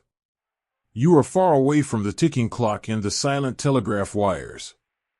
You are resting in a quiet, peaceful sanctuary, where time is still a gentle river, and the morning brings only light.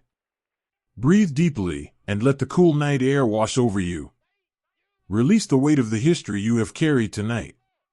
Close your eyes, let the darkness hold you in its soft, comforting embrace, and sleep well.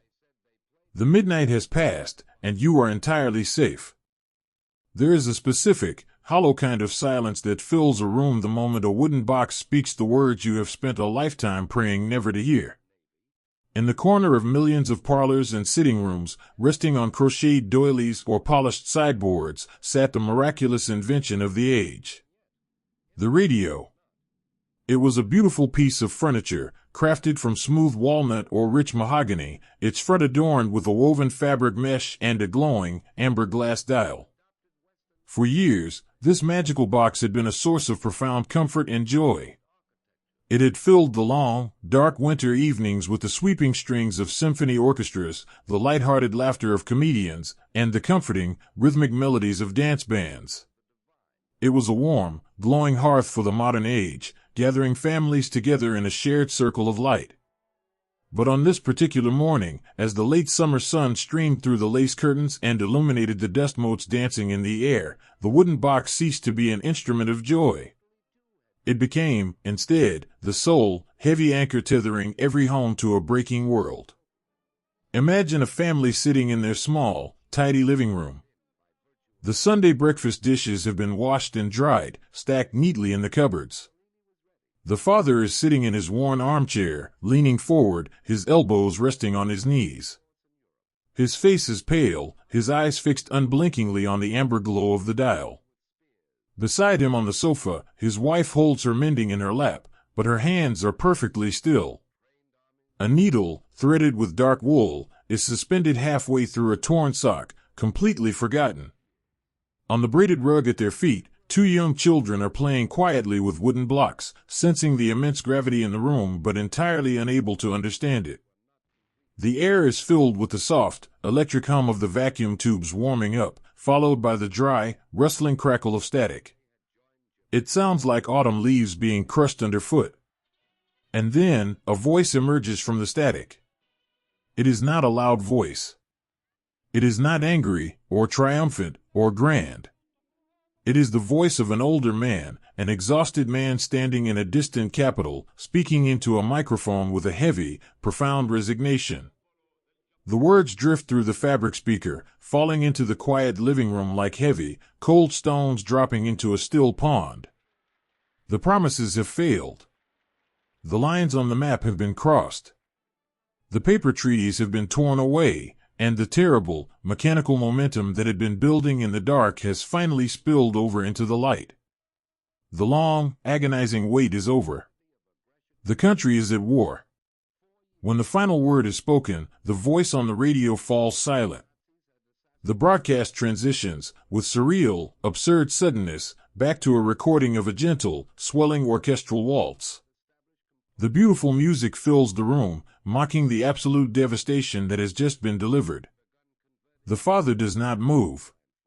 He simply closes his eyes, his chin dropping slowly to his chest.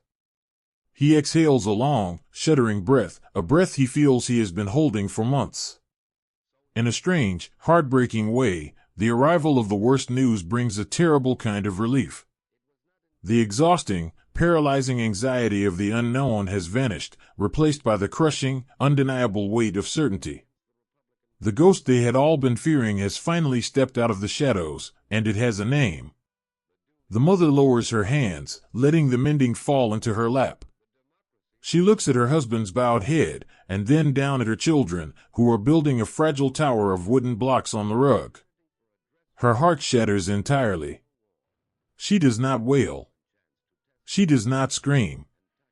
The sorrow is too deep, too vast for noise. Instead, a single, quiet tear slips over her eyelashes, tracing a slow, warm path down her cheek. She reaches out and gently strokes the soft hair of her youngest child.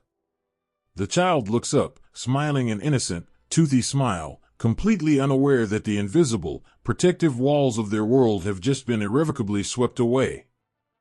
This quiet, solitary weeping was echoed in millions of homes. Across the continent, the same crackling static brought the same heavy words, and the tears fell in exactly the same way.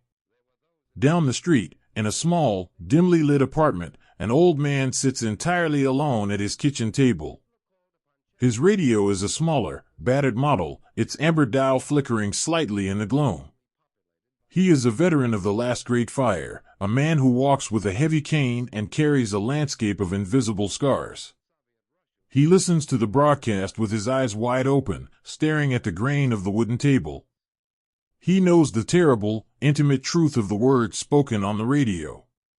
He knows the smell of the damp earth, the deafening roar of the artillery, and the agonizing, chaotic terror of the front lines. He looks down at his own aged, trembling hands. He had truly, deeply believed that his generation had paid the final, bloody price. He had believed that the sacrifices of his youth had purchased a lasting, unbreakable peace for the boys who were now playing in the streets outside. To hear that the great, insatiable hunger of the world had returned, demanding a whole new harvest of youth, fills him with a profound, unutterable exhaustion. He slowly pushes his chair back, the wooden legs scraping softly against the floorboards. He stands up, leaning heavily on his cane, and walks to his small window. He looks out at the neighborhood. The sky has not darkened. The cobblestones have not cracked. A stray dog is sleeping in a patch of sunlight on the corner. The physical world remains completely, beautifully intact, even as its soul is being torn apart. He walks over to a small shelf, taking down a framed, faded photograph of a young man in a stiff uniform, his younger brother, who never returned from the last war. The old man wipes a speck of dust from the glass with his thumb. "I am sorry," he whispers to the silent photograph, his voice rough with emotion. "I thought we had finished it for them. I am so terribly sorry." In the face of such overwhelming despair, the human spirit seeks comfort in the smallest, most quiet connections. In a grand, aging apartment building in the city, the broadcast echoes through the thin walls, binding the disparate lives of the tenants together in a sudden, tragic solidarity. On the third floor, a young woman is sitting by her radio, her hands covering her face, her shoulders shaking with silent sobs. Her husband had been called to his regiment just 3 days prior. The broadcast means that he is no longer training, he is marching into the storm. There is a soft, hesitant knock at her door. She wipes her eyes, smoothing her skirt, and turns the handle. Standing in the hallway is her neighbor from across the hall, an elderly widow who usually keeps strictly to herself. The older woman is holding a steaming, chipped porcelain teacup on a saucer. She does not offer platitudes. She does not tell the young woman to be brave, or that everything will be all right, because they both know the world has just broken its promises. She simply holds out the cup of warm tea. "I heard the radio," the widow whispers, her voice gentle and soft. "It is too heavy a morning to sit alone." The young woman takes the tea, the warmth of the porcelain seeping into her cold, trembling fingers. She steps back, opening the door wider, inviting the widow inside. They sit together on the small sofa, the orchestral music still playing softly from the wooden box in the corner. They do not speak. They simply lean against each other, two women separated by generations but united by the sudden, chilling shadow of the same fear. The shared silence is a profound, beautiful act of grace. It is a quiet rebellion against the cold, mechanical cruelty of the forces that have just declared war on their lives. As the morning stretches into afternoon, a strange, surreal calm settles over the towns and cities. The people must process the impossible. Picture a schoolteacher sitting at her small writing desk, the afternoon light casting long, golden shadows across her paper. She dips her pen into the inkwell, writing a letter to her parents in a distant province. "My dearest mother and father," she writes, her script careful and slow. "The words came through the radio this morning, just as we were finishing our breakfast. It feels as though we have all stepped over an invisible threshold into a different universe. I went out to buy a loaf of bread an hour ago. The baker was still there, his hands covered in flour. The postman was still walking his route. It is so incredibly strange to see the ordinary world continuing to turn when you know that the machinery of history has just been violently thrown into a new, terrifying gear. We are all walking softly, speaking in hushed voices, as if loud noises might awaken the storm before it is ready. I will keep teaching the children for as long as I can. They need to know that there is still poetry, and mathematics, and kindness in the world. Please, stay safe in the country." She folds the letter, finding a strange, quiet resilience in the simple act of recording her feelings. She is a witness to the fading of the light, but she is determined to keep a small candle burning in her classroom. The tragedy of this day was that it was born from such desperately ordinary human frailties. The war that had just been announced was not a sudden act of nature. It was the catastrophic, inevitable culmination of the quiet fears we have traced together. It was the crushing weight of paper money that turned to ash. It was the profound, exhausting humiliation of a people searching for pride. It was the paranoid, ticking clock of a dictator afraid of his own mortality. It was the twisted, beautifully disguised dream of living space that required the theft of another's home. All of those immense, hidden forces had slowly gathered in the dark, year after year, filling the atmosphere with a heavy, explosive tension. And on this quiet morning, the voice on the radio was simply the spark that finally fell into the powder. But the people weeping by their radios did not think of grand economics or geopolitical strategies. They thought only of the empty chairs that would soon appear at their dinner tables. They thought of the cold winters ahead, the rationing of coal, the blacking out of the windows, and the terrifying, whistling sound of the sky falling. They grieved for the simple, boring, beautiful days of peace that they had taken for granted, days that were now sealed away behind the impenetrable wall of history. As the sun begins to set on this heavy, sorrowful day, the light fades from the parlors and the kitchens. The amber dials of the radios glow brighter in the gathering dusk, like solitary lighthouses on a dark, lonely coast. The families turn the volume down to a soft, comforting murmur. The broadcast has long since ended, replaced by the soothing, rhythmic notes of a cello or a piano, a desperate attempt to fill the silence with something beautiful. The children are tucked into their beds, their blankets pulled up to their chins. The mothers smooth their hair, lingering just a little longer in the doorways, watching them breathe in the dim light.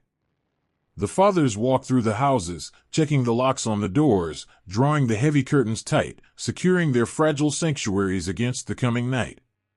Let us leave them to their quiet rest. The long, agonizing wait is over, and the tears have been shed. The path ahead is unimaginably dark, but in this one, suspended evening, they are safe in each other's arms. Breathe in the stillness of your own room. Let the crackling static of the past fade entirely from your mind, replaced by the peaceful, steady rhythm of your own heart. The sorrow of history is heavy, but it cannot touch you here. You are surrounded by calm, protected by the quiet of the night. Close your eyes, release the weight of the day, and let the gentle dark carry you into a deep, restorative sleep. Rest well, and find peace in the silence. There is a quiet, melancholic grace that settles over the earth in the very last moments of twilight, just before the world surrenders entirely to the night. If you stand by a window as the sun dips below the horizon, you can watch the colors slowly drain from the sky. The brilliant golds and soft pinks fade into bruised purples, and finally, into a deep, heavy indigo. It does not happen all at once. The light retreats softly, imperceptibly, stealing away into the shadows until you suddenly realize you are standing in the dark. This is how the greatest tragedy of the modern world began. It did not arrive like a sudden, violent thunderclap in a clear blue sky. It crept in like the evening shadow, born from the slow, quiet fading of a million tiny lights. As we reach the end of our journey together, sitting in the stillness of this final chapter, we must gently lay aside the grand, heavy history books. We must look away from the sweeping arrows on the battle maps, the loud, thundering speeches, and the cold, unyielding treaties. To truly understand why the storm broke, we must look into the quiet, fragile hearts of the people who lived beneath the gathering clouds. When we look back at the origins of this devastating war, it is terribly easy to believe it was entirely the design of a few cruel men sitting in distant, velvet-draped rooms. But the somber, heartbreaking reality is far more complex, and far more human. The war was not just forged by grand strategy or an inherent desire for destruction. It was woven from a delicate, tragic mosaic of unchecked fears, deep human frailties, and the exhausting, desperate struggle of ordinary people simply trying to survive. Think back to the softly lit kitchens and the cold hearths we have visited. Remember the heavy, woolen coats hanging in the hallways, smelling of the damp earth of a previous war. The people who wore those coats were so profoundly tired. They had given their sons to a conflict they did not understand, only to be rewarded with a peace that felt like a punishing, endless winter. They carried a quiet, unresolved grief that slowly hardened into a need for validation, a desperate wish to simply feel proud again. Remember the terrifying days when paper money turned to ash in the hands of exhausted mothers and fathers.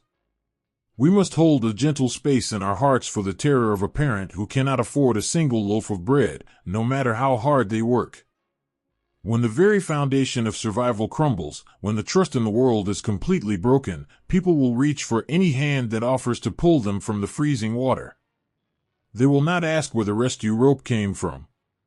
They will simply hold on tight.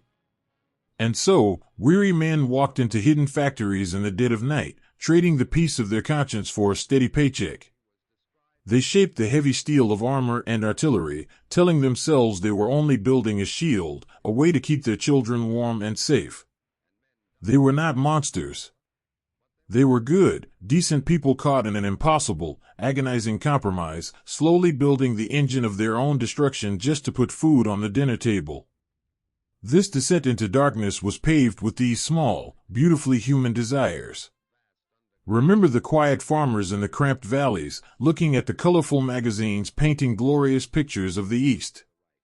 They dreamed of golden wheat fields and wide, sunlit porches where their children could run freely. It was a gentle, deeply relatable longing for a better life, for a piece of the earth to call their own. But it was a dream intentionally poisoned by a dark ideology, a beautiful illusion that required them to willfully close their eyes to the millions of souls who already called those eastern fields their home. And above all of these quiet, domestic struggles loomed the shadow of a dictator who could not make peace with his own mortality. He was a man deeply, obsessively terrified of the ticking clock, convinced that his biological time was running out. He could not wait for the slow, natural turning of history. He felt compelled to force the hands of the clock forward, to set the world on fire simply so he could see his dark vision realized before his own eyes grew too weak to see it. It is a chilling, profound tragedy that the fate of millions was dictated by one mortal man's fear of growing old. As the years drifted on, the empathy that binds a society together was slowly, methodically chipped away. We sat in the dark parlors and watched through the drawn curtains as the glass shattered in the streets. We felt the agonizing paralysis of the good, decent neighbors who locked their doors and wept, too terrified to step outside and stop the cruelty. The terror isolated them, turning their homes into frightened, lonely islands. And once the internal borders of human compassion had been successfully erased, the borders on the map were destined to follow. Now, on this final night of peace, the physical world itself is mirroring the fading of the light. Imagine a grand, ancient city as the evening falls. But tonight, the street lamps are not being lit. The lamplighters have been sent home. Across the entire continent, a heavy, suffocating blackout has been ordered. Picture an elderly schoolteacher, a man who has spent his entire life trying to illuminate the minds of the young with poetry, mathematics, and the gentle philosophies of the past. He is standing by the window of his small, third-floor apartment.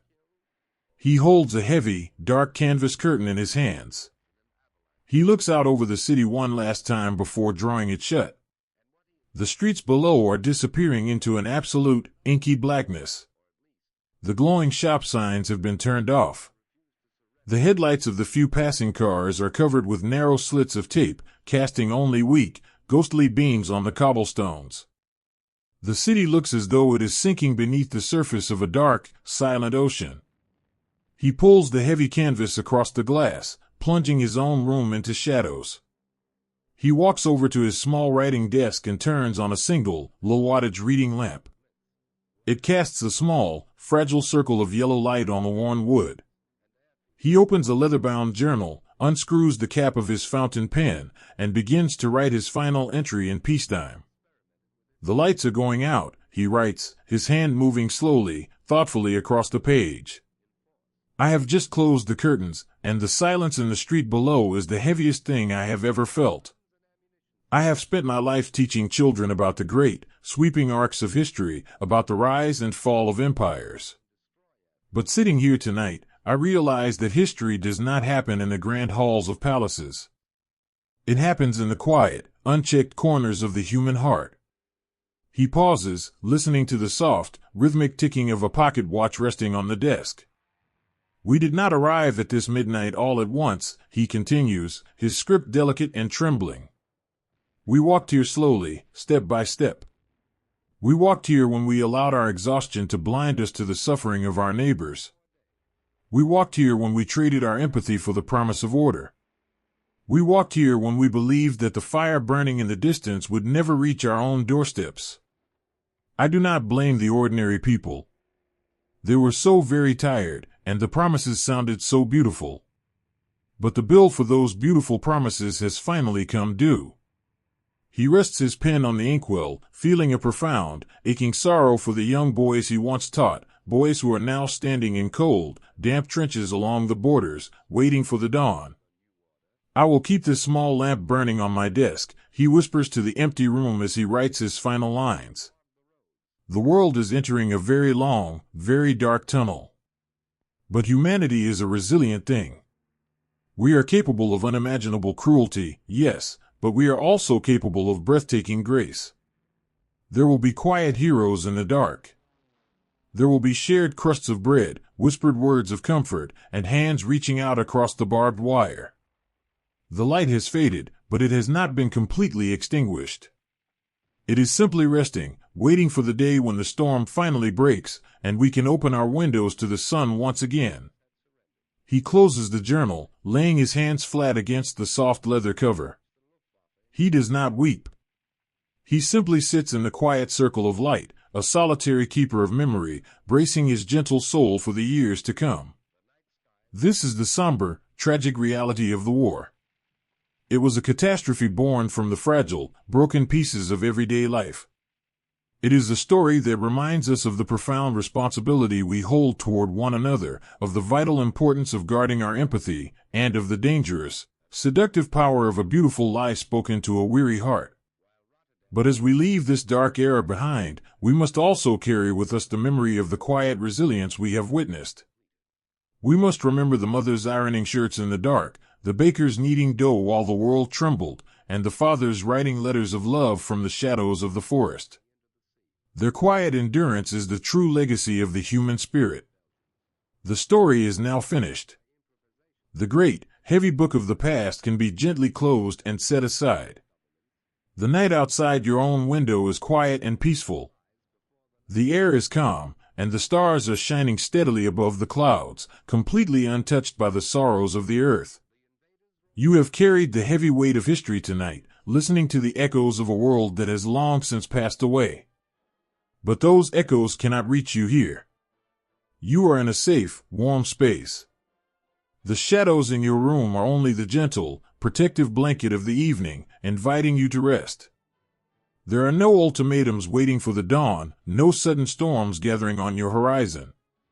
There is only the soft, rhythmic sound of your own breathing, a peaceful metronome guiding you toward a quiet slumber. Let the tension melt away from your shoulders. Let the stories of the past drift away like autumn leaves carried on a gentle breeze. Breathe in the stillness, deep and slow. The light may have faded in our story, but the morning will always return to you. Close your eyes, let the soothing silence wrap around you, and sleep well.